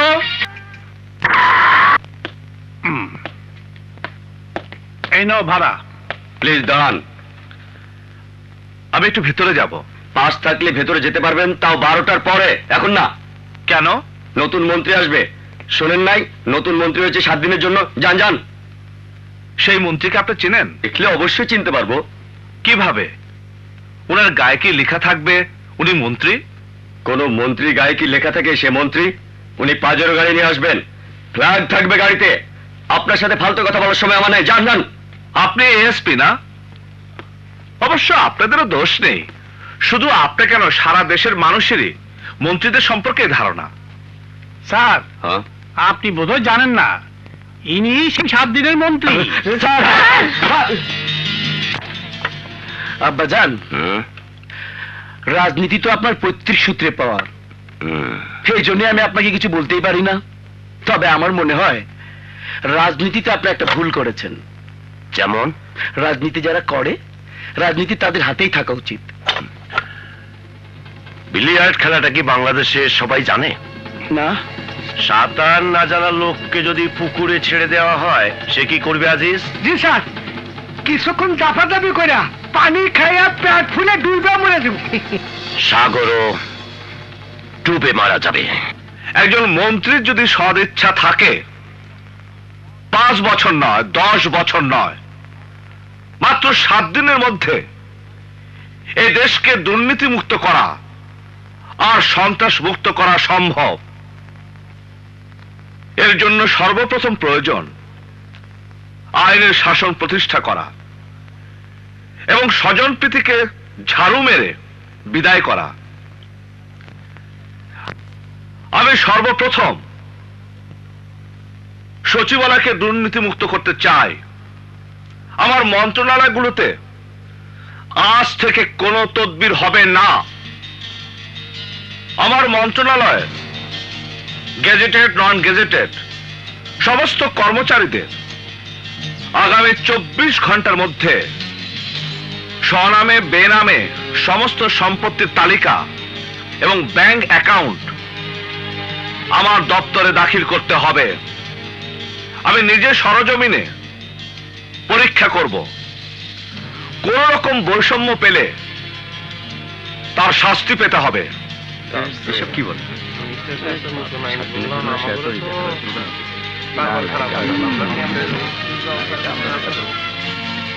বাংলাদেশ সরকারের স্বরাষ্ট্র মন্ত্রণালয়ের অধীনে সমস্ত গোয়েন্দা সংস্থার প্রতি আমার অনুরোধ, আমার জানা মতে বেশ কিছু রাজনৈতিক খুন হয়েছে, কিছু বাড়ি দখল করা হয়েছে। এর নেপথ্য নায়ক কারা? 7 দিনের মধ্যে তাদের তালিকা আমার কাছে দিতে হবে। আমি সর্বপ্রথম 20টি টেলিফোন সেট নিয়ে বসতে চাই, যে টেলিফোনের নাম্বারগুলি খবরের কাগজ এবং টেলিভিশনের মাধ্যমে জনগণ জানতে পারবে। জনগণ সরাসরি আমার সাথে টেলিফোনের মাধ্যমে অভিযোগ করতে পারবে। অভিযোগ শুনে সাথে সাথে ব্যবস্থা নেওয়া হবে।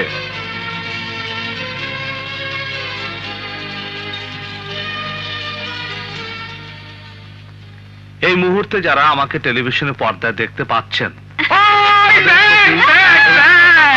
আমার খোকা মন্ত্রী হয়েছে।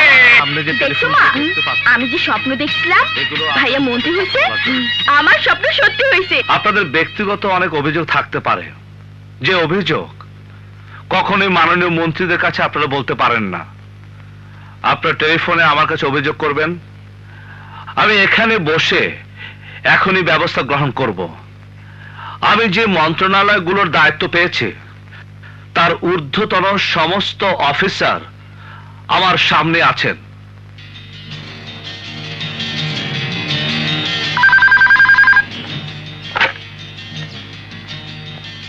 হ্যালো স্যার, আপনার সাথে কথা বলতে পেরেছি, আমার জীবন ধন্য স্যার।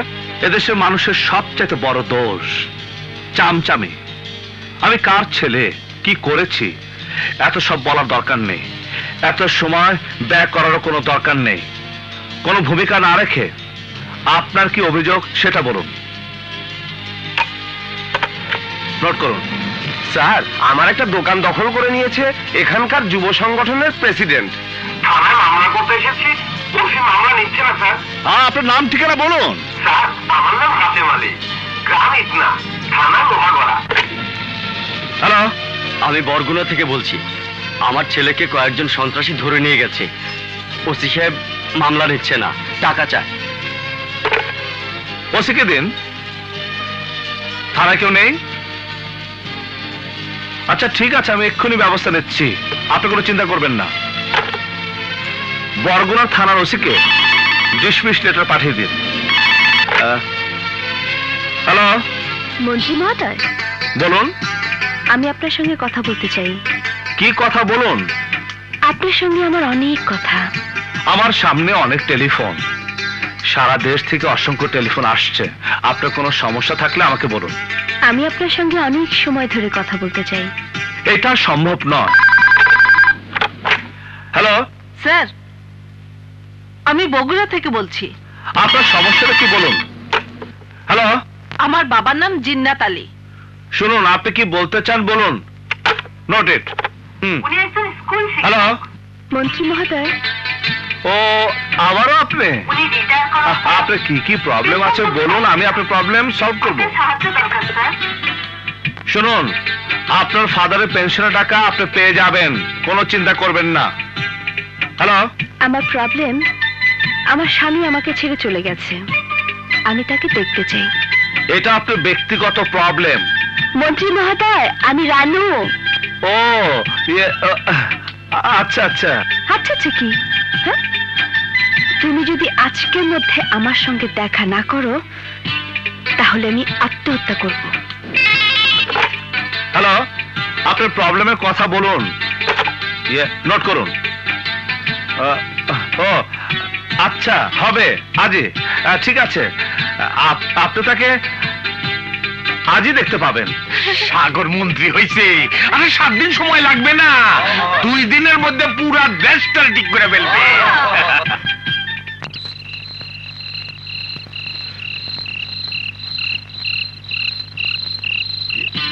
আফা, এত রাইতে ঘরের বাইরে বয়ে কি করে? তুমি তুমি কে? হ্যাঁ, আমি খেতে খেতে কাম করি। আরে, তুমি এত রাতে কোথায় গেলে? হ্যাঁ, কাম করে এলাম।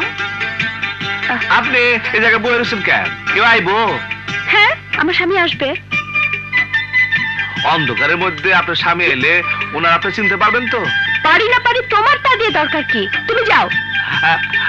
আমি যাবো। আমি যাই। যাও।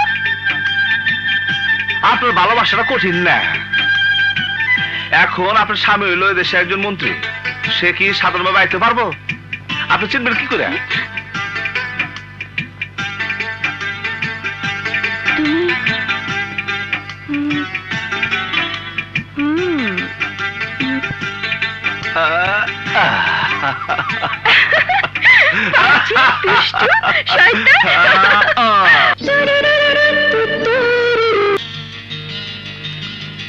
আপনি পুলিশ ডিপার্টমেন্টে 17 বছর এসপি হিসেবে চাকরি করেছেন। জি।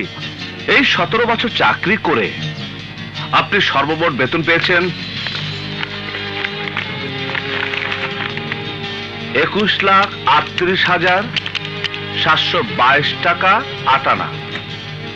আপনি উত্তরা এই বাড়ি করেছেন না? বাড়ি করতে 10 লক্ষ টাকা হাউস বিল্ডিং থেকে লোন নিয়েছেন। বাড়ি তৈরিতে খরচ হয়েছে আনুমানিক সর্বমোট 50 লক্ষ টাকা। এই বেশি টাকা আয় করার মতো আপনার অন্য কোনো উৎস ছিল না। এই বাড়িটি সরকারিভাবে জব্দ করে আজ থেকে আপনার বিরুদ্ধে একটি দুর্নীতি মামলা শুরু হলো। দুর্নীতি মামলা আর উল্লেখ আছে আপনার ছেলেকে অবৈধভাবে 20 লক্ষ টাকা পাচার করে লন্ডনে লেখাপড়া করতে পাঠিয়েছেন। স্যার, আমার ছেলে ভালো ছাত্র, তাই। আপনার ছেলেকে আল্লাহ কোন আলাদা মেধাতে তৈরি করে নাই। আপনি একজন ঘুষখোর, দুর্নীতিবাজ। কমিশনার সাহেব। Yes sir. Seal this house, seal this house. Sir, আপনার এই বাড়িটি নিলামে বিক্রি করা হবে। স্যার, আমার সর্বনাশ হয়ে গেছে স্যার। হ্যাঁ, টেলিভিশনের খবরে কাল দেখেছি উত্তরার বাড়িটা জব্দ করেছে, এই তো? জি স্যার, আমরা এখন পথের ফকির হয়ে গেছি, আমাদের বিরুদ্ধে মামলাও করেছে। চিন্তা করো না, ও তো 7 দিনের মন্ত্রী, 7 দিন পর সব ঠিক হয়ে যাবে। স্যার, ওই ছেলেকে মন্ত্রী বানিয়ে আমরা বোধহয় একটা ভুলই করেছি। আহা, বললাম তো 7 দিন পরে সব ঠিক করে দেব। জি জি। শোনো এসপি, সারা জীবন মানুষের কাছ থেকে নিয়েছো, এখন দেওয়ার জন্য প্রস্তুত হও। স্যার, দিতে তো চাই, কিন্তু কাকে দেব? 7 দিন চলে যাওয়ার পর আমি যখন স্যার, আপনার চাকরি নেই। Get out from here! Get out! আপনি কি এই মার্কেটের সেক্রেটারি? জি। কোনো ভয় নেই, মিথ্যে কথা বলবেন না। জি। আপনাদেরকে চাঁদা দিতে হয়? জি, দিতে হয়। কাকে? নাম বললে খুন করে ফেলবে। আমি 7 দিনের মন্ত্রী হলেও এই 7 দিনের মধ্যেই আমি সারা দেশের সন্ত্রাসীদের সোজা করে যাব। কে? মন্ত্রী সাহেবের ছেলে সানি? জি। Thank you.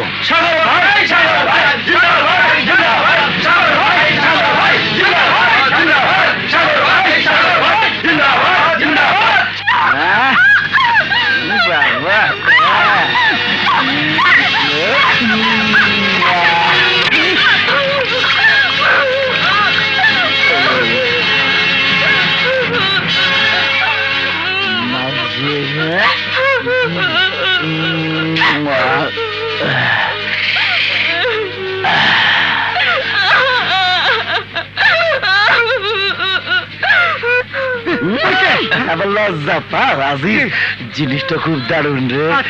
আরে রাইখা দেন যায় না? যদি কোনো করে আটকে রেখে দেই, রাইখা দে, আমার হইব।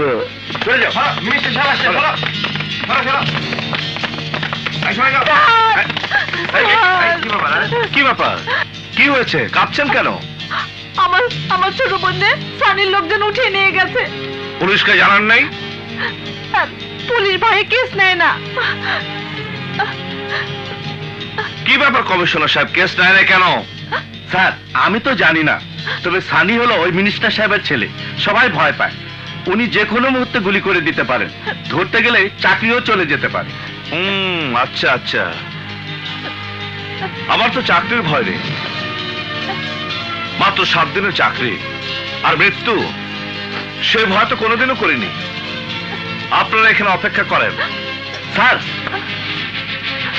No talk. আমি একা যাচ্ছি। সাগর হইতেছে।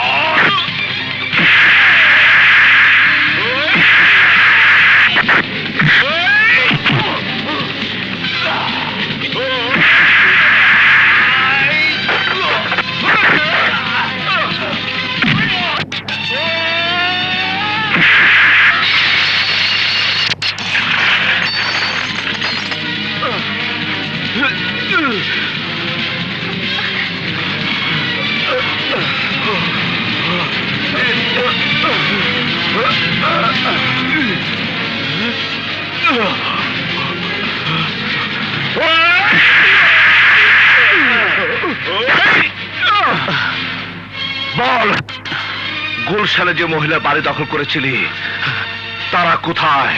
আমি বলবো না। বল না, বল। সিঙ্গার ব্রিজ উদ্বোধন করার সময় যে ছেলে প্রতিবাদ করেছিল তাকে মেরেছে কে? আমি বলবো না। এই বাস্টার, বলবি না? না না, বলছি আমি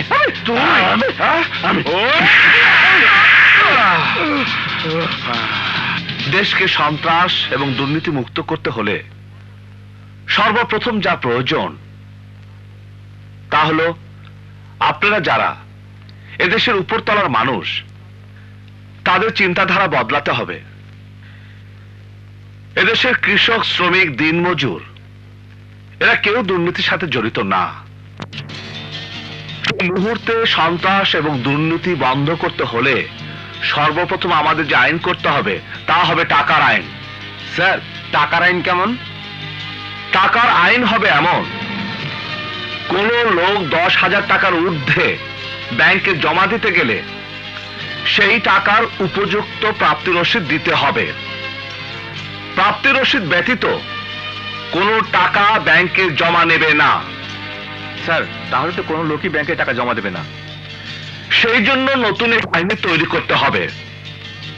সারা দেশে সবকটি জেলায় কমপক্ষে তাদের 40 জন সদস্য থাকবে এবং তাদের এমন ক্ষমতা দিতে হবে যে কোনো মুহূর্তে এদের বাড়ির তল্লাশি করতে পারবে। অবৈধ টাকা থাকলে তা জব্দ করে মামলা করতে পারবে। স্যার, ওই আইনের লোকেরা যদি ঘুষ খায়? তারা তা পারবে না, কারণ তারাও ব্যাংকে টাকা জমা দিতে পারবে না। এবং আইন করতে হবে ওই বাহিনীর প্রতিটি সদস্যের সম্পত্তির হিসাব দিয়ে চাকরিতে যোগদান করতে হবে এবং প্রতি 1 বছর পর পর নতুন করে সম্পত্তির হিসাব দিতে হবে। স্যার, এতে সন্ত্রাস কিভাবে বন্ধ হবে? শুধু সন্ত্রাস নয়, এতে চোরাচালানি বন্ধ হবে, কারণ এসবই হয়ে থাকে অবৈধ টাকা উপার্জন করার জন্য। স্যার, সংসদে পাস না হলে এটা তো আইন হবে না। সংসদে যাতে এই আইন পাশ করা হয় তার জন্য আমি একটি সুপারিশ করে যাচ্ছি।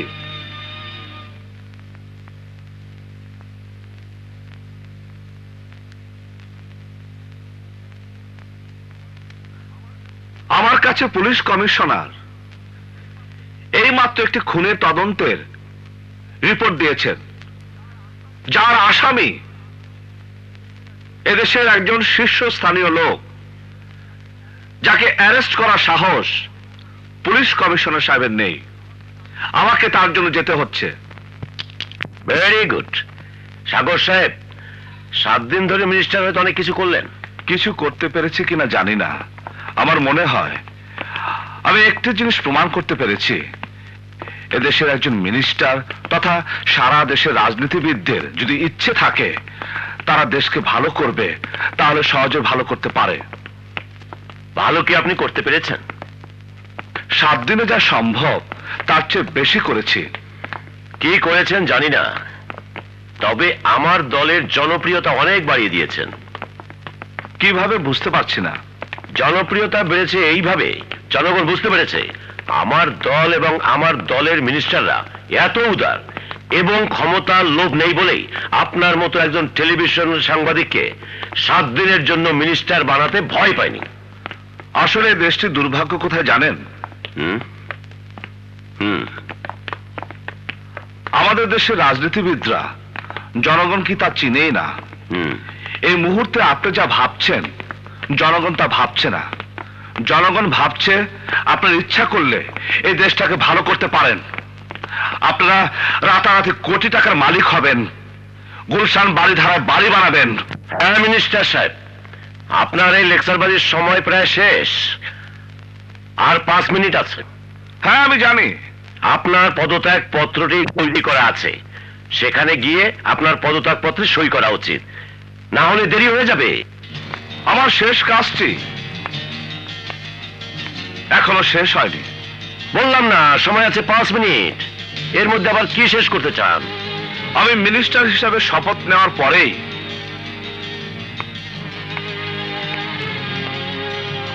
পুলিশ কমিশনার সাহেবকে নির্দেশ দিয়েছিলাম অনেক কিছু তদন্ত করতে। পুলিশের সেই তদন্তে বের হয়ে পড়েছে গুলশান 1 নম্বরের 27 নম্বর রোডের 101 নম্বর বাড়িটি একজন মহিলার ছিল। সেই মহিলাকে আপনি এবং আপনার ছেলে জোর করে বের করে দিয়ে সেই বাড়িটা এখন আপনার দখলে রেখেছেন। লোক দেখানোর জন্য আপনার ছেলেকে অ্যারেস্ট করিয়ে ওই রাত্রেই আপনার লোক দিয়ে ওই মহিলাকে সপরিবারে গুম করে ফেলেছেন। এই মামলার প্রধান আসামি আপনি। আপনাকে অ্যারেস্ট করার জন্য আপনার বাড়িতে এসেছি। কমিশনার সাহেব, স্যার, অ্যারেস্ট করুন। এখনো 2 মিনিট বাকি আছে। Officer, arrest him.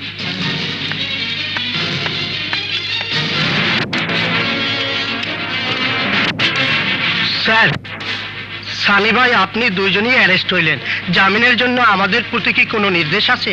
কাউকে বলতে হবে? সানি এবং আমার জামিন হয়ে যাবে, ওটা নিয়ে তোমাদের ভাবতে হবে না। ওই সাগর যেন পদত্যাগ পত্র দিয়ে বাড়ি ফিরে যেতে না পারে।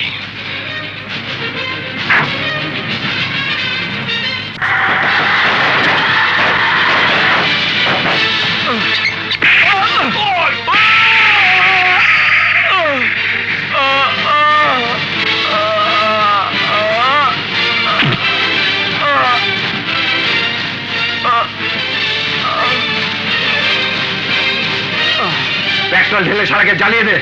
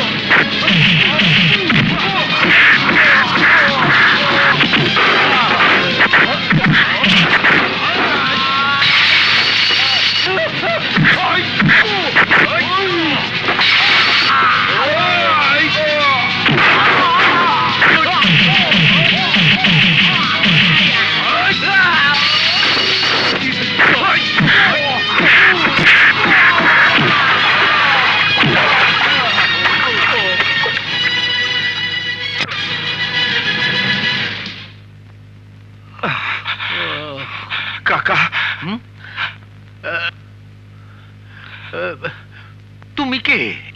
আমি সাগর। খোকা, তোর এই অবস্থা কেন? কাকা, তোমার ওই কাঁধের গামছা দিয়া আমার লজ্জাটা ঢাকা দাও। এইটা তোর লজ্জা না খোকা, এটা তোর লজ্জা না, এটাই অভাগা দেশের লজ্জা। কারা তোর এই অবস্থা করলো? কাকা, 7 দিনের জন্য মিনিস্টার হইয়া দেশের মানুষ আমি দেখাই দিছি নেতারা ইচ্ছা করলে এই দেশটারে ভালো করতে পারে। এটাই আমার অপরাধ। ওরা ওরা ওরা এর ভালো চায় না, খালি খালি নিজের ভালো চায়। কাকা, কাকা, কাকা,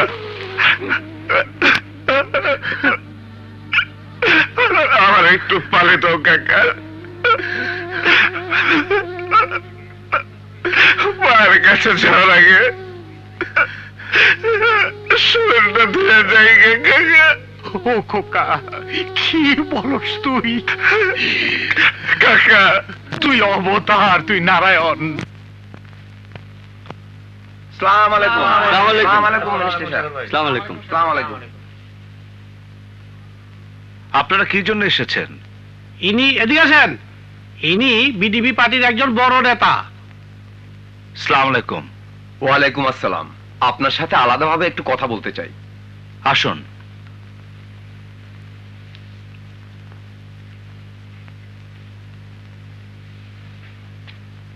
কি বলবেন বলুন। আমাদের দলের প্রধানের কাছ থেকে আপনার জন্য একটা প্রস্তাব নিয়ে এসেছি। কি প্রস্তাব? সারা দেশে আপনার যে জনপ্রিয়তা হয়েছে, আপনি যদি আমাদের দলে আসেন তাহলে আমাদের দল আগামী নির্বাচনে জয়লাভ করবে। আপনি এর বিনিময়ে কি চান আমাদের কাছে? আমি যা চাইবো তাই দিবেন? হ্যাঁ, তাই দেব। প্রধানমন্ত্রী আমি হব? হ্যাঁ, আপনিই প্রধানমন্ত্রী হবেন। তাহলে আপনার দলের প্রধানের কি হবে? জি, আমাদের দল ক্ষমতায় যেতে পারলেই হয়। আমি যদি প্রধানমন্ত্রী হই তাহলে প্রথমে কি করব জানেন? আপনাদের মতো ক্ষমতালোভী রাজনীতিবিদদের ফায়ারিং স্কোয়াডে গুলি করে মারব। আন্ডারস্ট্যান্ড? হ্যাঁ। আর ইনি হলেন বাংলাদেশ জনদরদি পার্টির মহাসচিব। আপনি কিছু বলবেন? জি, আমিও কিছু বলতে চাই। আসুন। চলুন।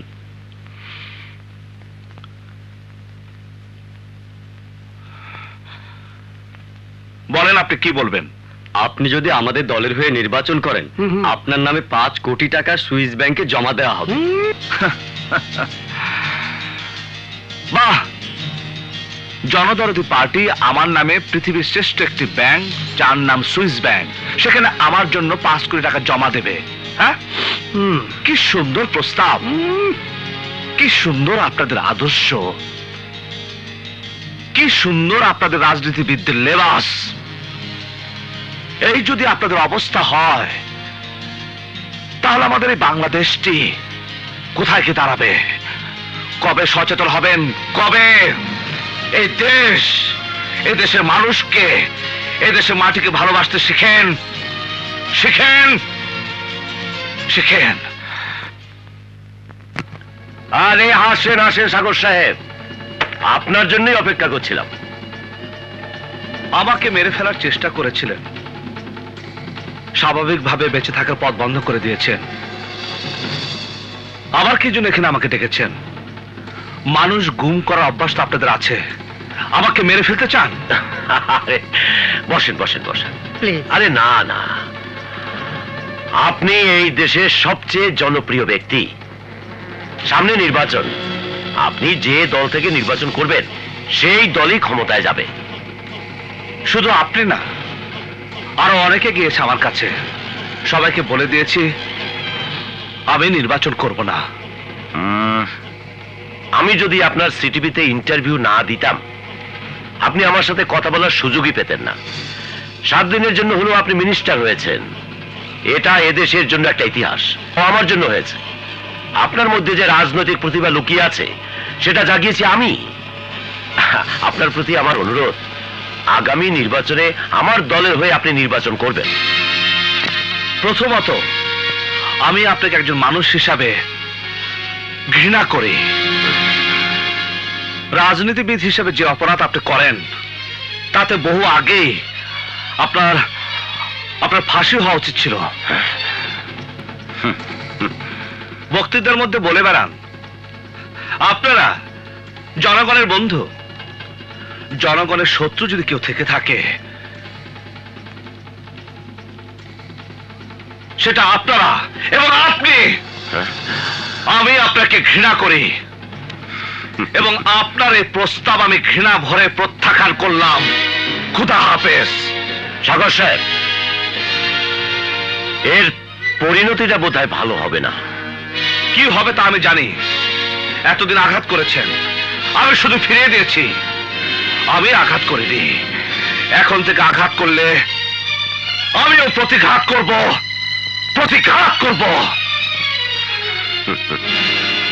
বাঘের সঙ্গে বিড়ালের ঝগড়া হয়, যুদ্ধ হয় না।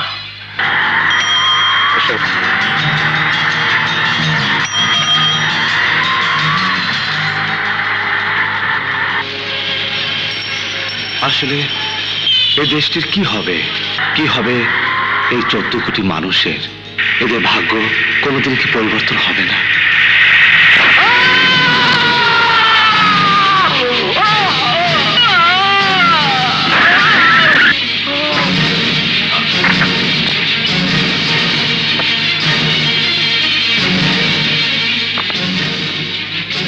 শালারে আমার আস্তানায় নিয়ে চল।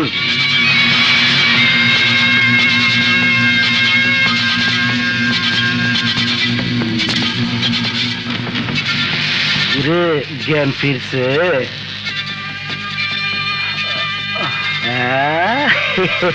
আমার মারছিলি না? আমার ব্যথা কিন্তু যায় নাই। তুই হইলি ফকিন্নির পুত। আরে তোর দেশটা এত মাথা ব্যথা কেন রে?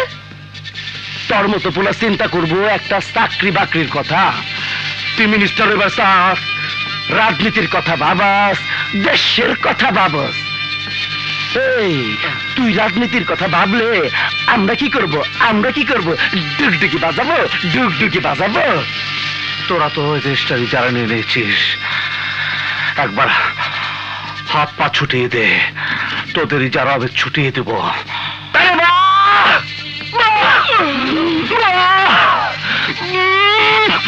একদম রসগোল্লার মতো কথা। তোর কথা আমি বন্ধ কইরা দিতাছি।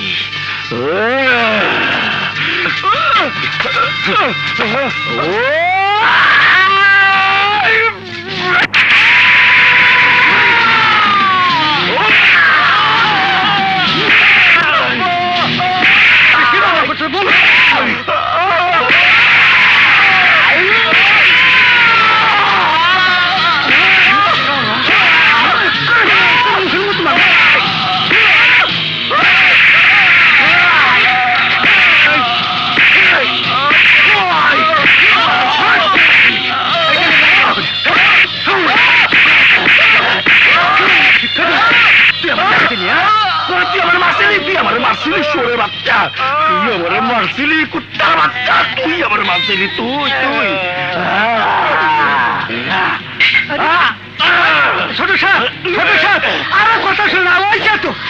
আরে আর মাইলেন না, আমার মরে গেছে। হ্যাঁ, শালায় তো মরে নাই।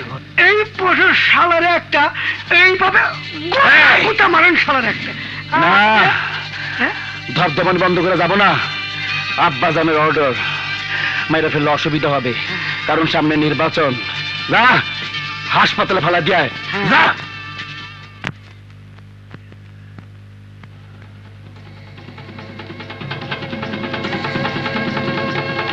সাগর সাহেব, চিনতে কষ্ট হচ্ছে? দেখি মাথায় তো ওরা বোধহয় কোনো আঘাত করেনি। ব্রেনটা তো উলট পালট হওয়ার কথা। এক্ষুনি চেনা তো উচিত ছিল। হ্যাঁ, চিনেছি। 1971 সালে যে দেশটি জন্ম হয়েছিল সেই দেশটি এখন আপনারা লুটপাট করে খাচ্ছেন। ও, দেহের তেজ কমেছে, কথার তেজটা এখনো কমেনি বোধহয় না? আমার লোকেরা আপনাকে অসুস্থ করে দিয়েছে, হাসপাতালেও আমার লোক আছে, ইচ্ছে করলে একটা ইনজেকশন দিয়ে দিলি কথাগুলো কিন্তু বন্ধ হয়ে যাবে। দেখুন, আপনি আমাকে অনেক নির্যাতন করেছেন, আইনের কোনো তোয়াক্কা না করে মেরেও ফেলতে পারবেন,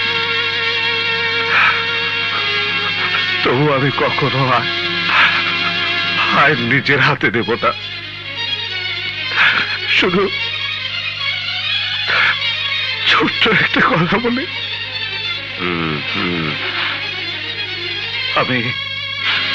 আমি দেশের একজন সাগর নই। প্রতিটি স্কুলে, প্রতিটি কলেজে, প্রতিটি বিশ্ববিদ্যালয়ে অসংখ্য সাগর আছে,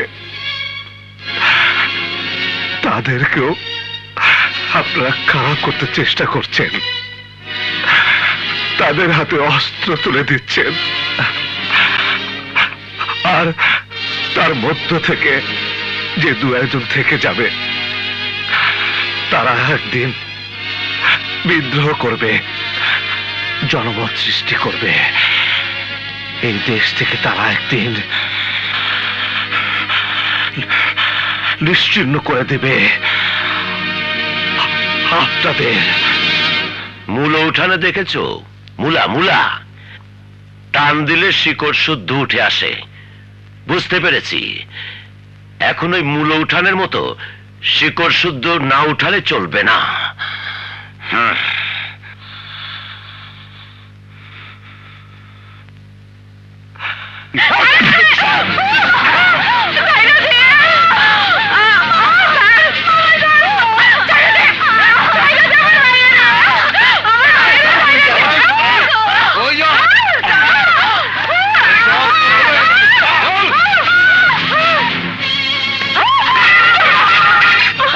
করবি না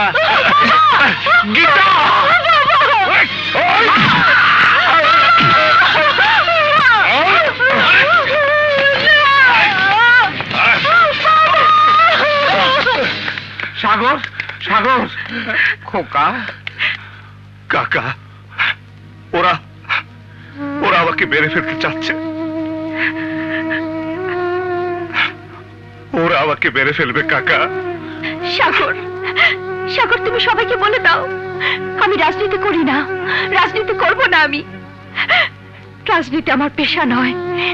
চলো চলো, আমরা গ্রামে ছোট্ট একটা ঘরে থাকবো, দরকার হলে আমরা খেটে খাবো, চলো। গণেশ কাকা, তোমরা এসেছো?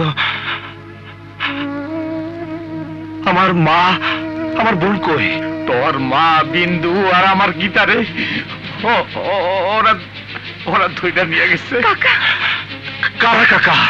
মিনিস্টারের ছেলে আর তাগো গুন্ডা বাহিনী। না,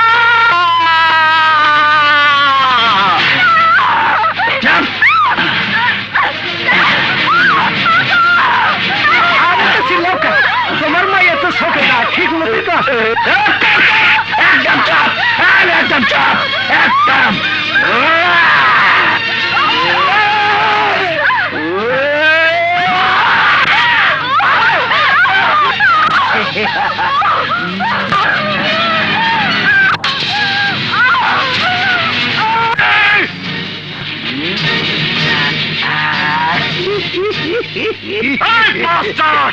আমার মা কই? আমার বোন কই? তুই শালার বাচ্চা টিকটিকির লাজ রে, টিকটিকি লাজ চিরা ফালাইলেও আধা ঘন্টা লাফাইতে থাকি, তাহলে লুলা কইরা দিলাম, হাসপাতালে ওয়াশ করলাম, তো তো বাইসা থাকার কথা না? হ্যাঁ, আমি বাইসা আছি তোর আর তোর বাপের জানাজা পড়াবার জন্য। এই 5টা নম্বর বাচ্চা রে। শালা বাবু, তোমার সাথে ওইটা কে? তোমার ডার্লিং মনে হয়।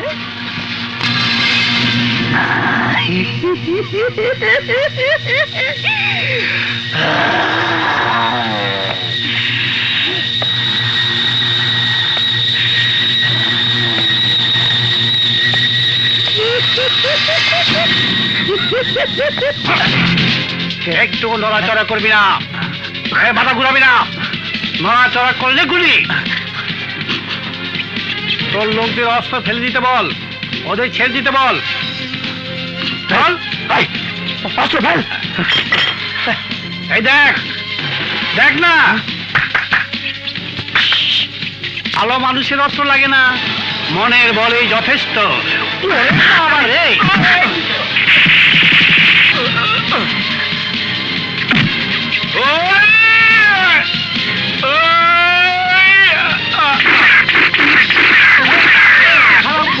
ফোন করতে হয়, নাম্বারটা জানি কত, আমি জানি, আমি জানি, জানি।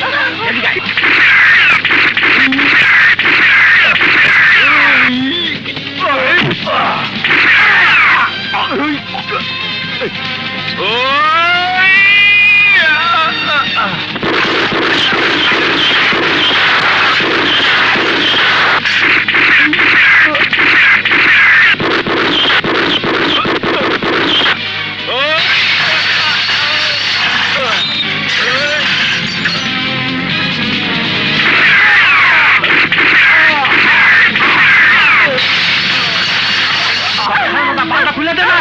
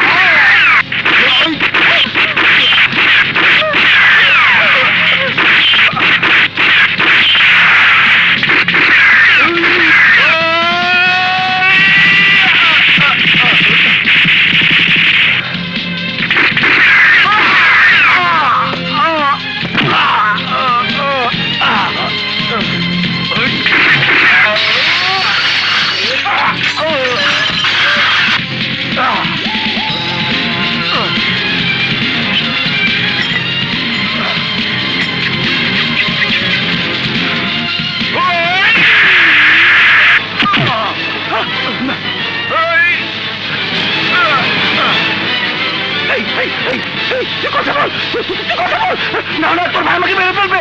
এই তোর দুটো পায়ে পড়ি, তোর দুটো পায়ে পড়ি, তোর ভাই আমাকে মেরে ফেলবে, প্লিজ আমাকে মেরে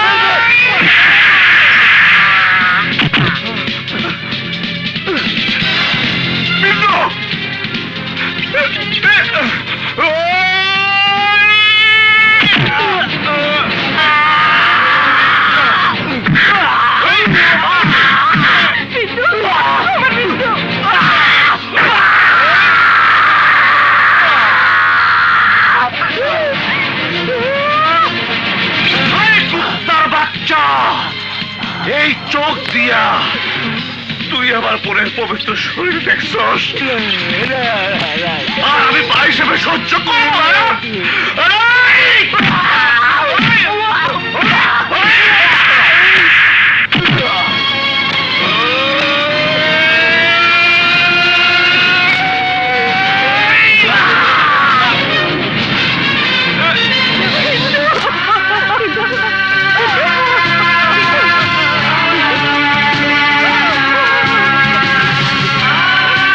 বিসমিল্লাহির রহমানির রহিম।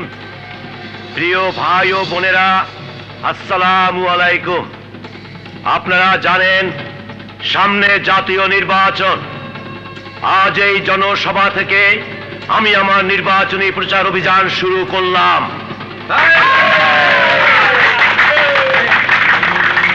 আপনারা জানেন আমরা গণতন্ত্রে বিশ্বাসী।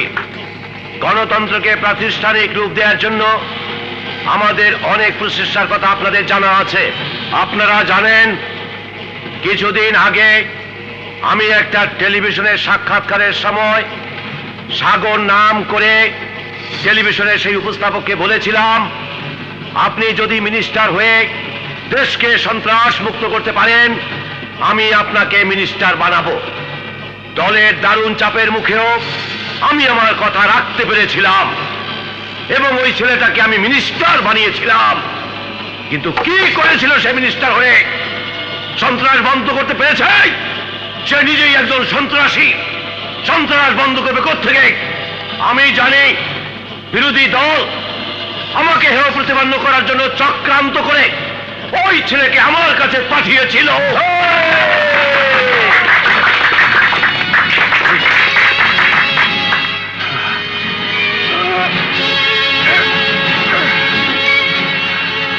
কি এই ছেলে লাশ কাঁধে করে এখানে আসছে?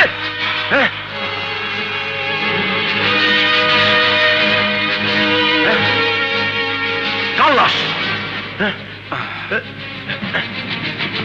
ভাই সাহেব, আমার বোনটিকে হত্যা করা হয়েছে। কিভাবে হত্যা করা হয়েছে জানেন? ওকে ধর্ষণ করে নির্মমভাবে হত্যা করা হয়েছে। ধর্ষিতা বোনের রক্তাক্ত লাশ আমার কাঁধে। পৃথিবীতে আমার মনে হয় এত বড় ভারী বোঝা আর কোন ভাইয়ের জন্য হতে পারে না। এই বোঝা আমার কাঁধে দিছে কেনা জানেন? এই রাজনৈতিক নেতা আর তার ছেলে।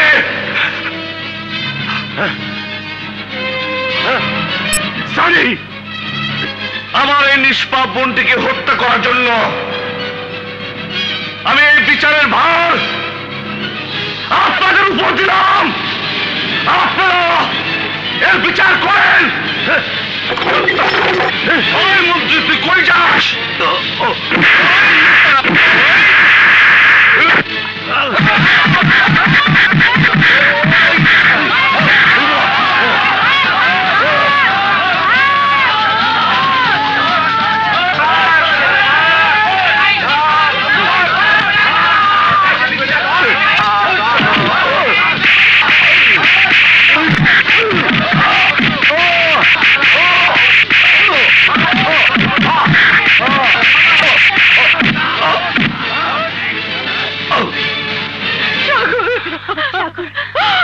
মা, গণেশ কাকা কই?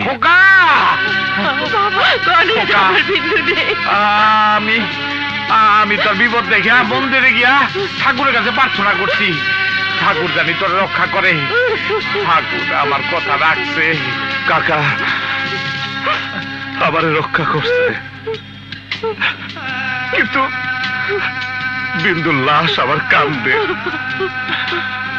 চলো কাকা, আমি সিদ্ধান্ত নিচ্ছি, আমি বাংলাদেশে থাকবো না।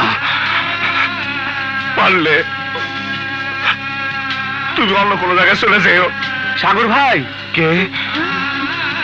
সাগর ভাই, আমি একটা কথা বলবো। কও। এই দেশ ছেড়ে কই যাইবেন? জানি না। এই দেখেন আমি পঙ্গু, আমারে একজন কান্দে করে এই জায়গায় নিয়ে আইছে। আমারে যদি কেউ কান্দে করে নিয়ে দৌড়ায় তাহলে আমি দৌড়াইতে পারি। এই মালাটা আমি আপনার গলায় দিতে চাই।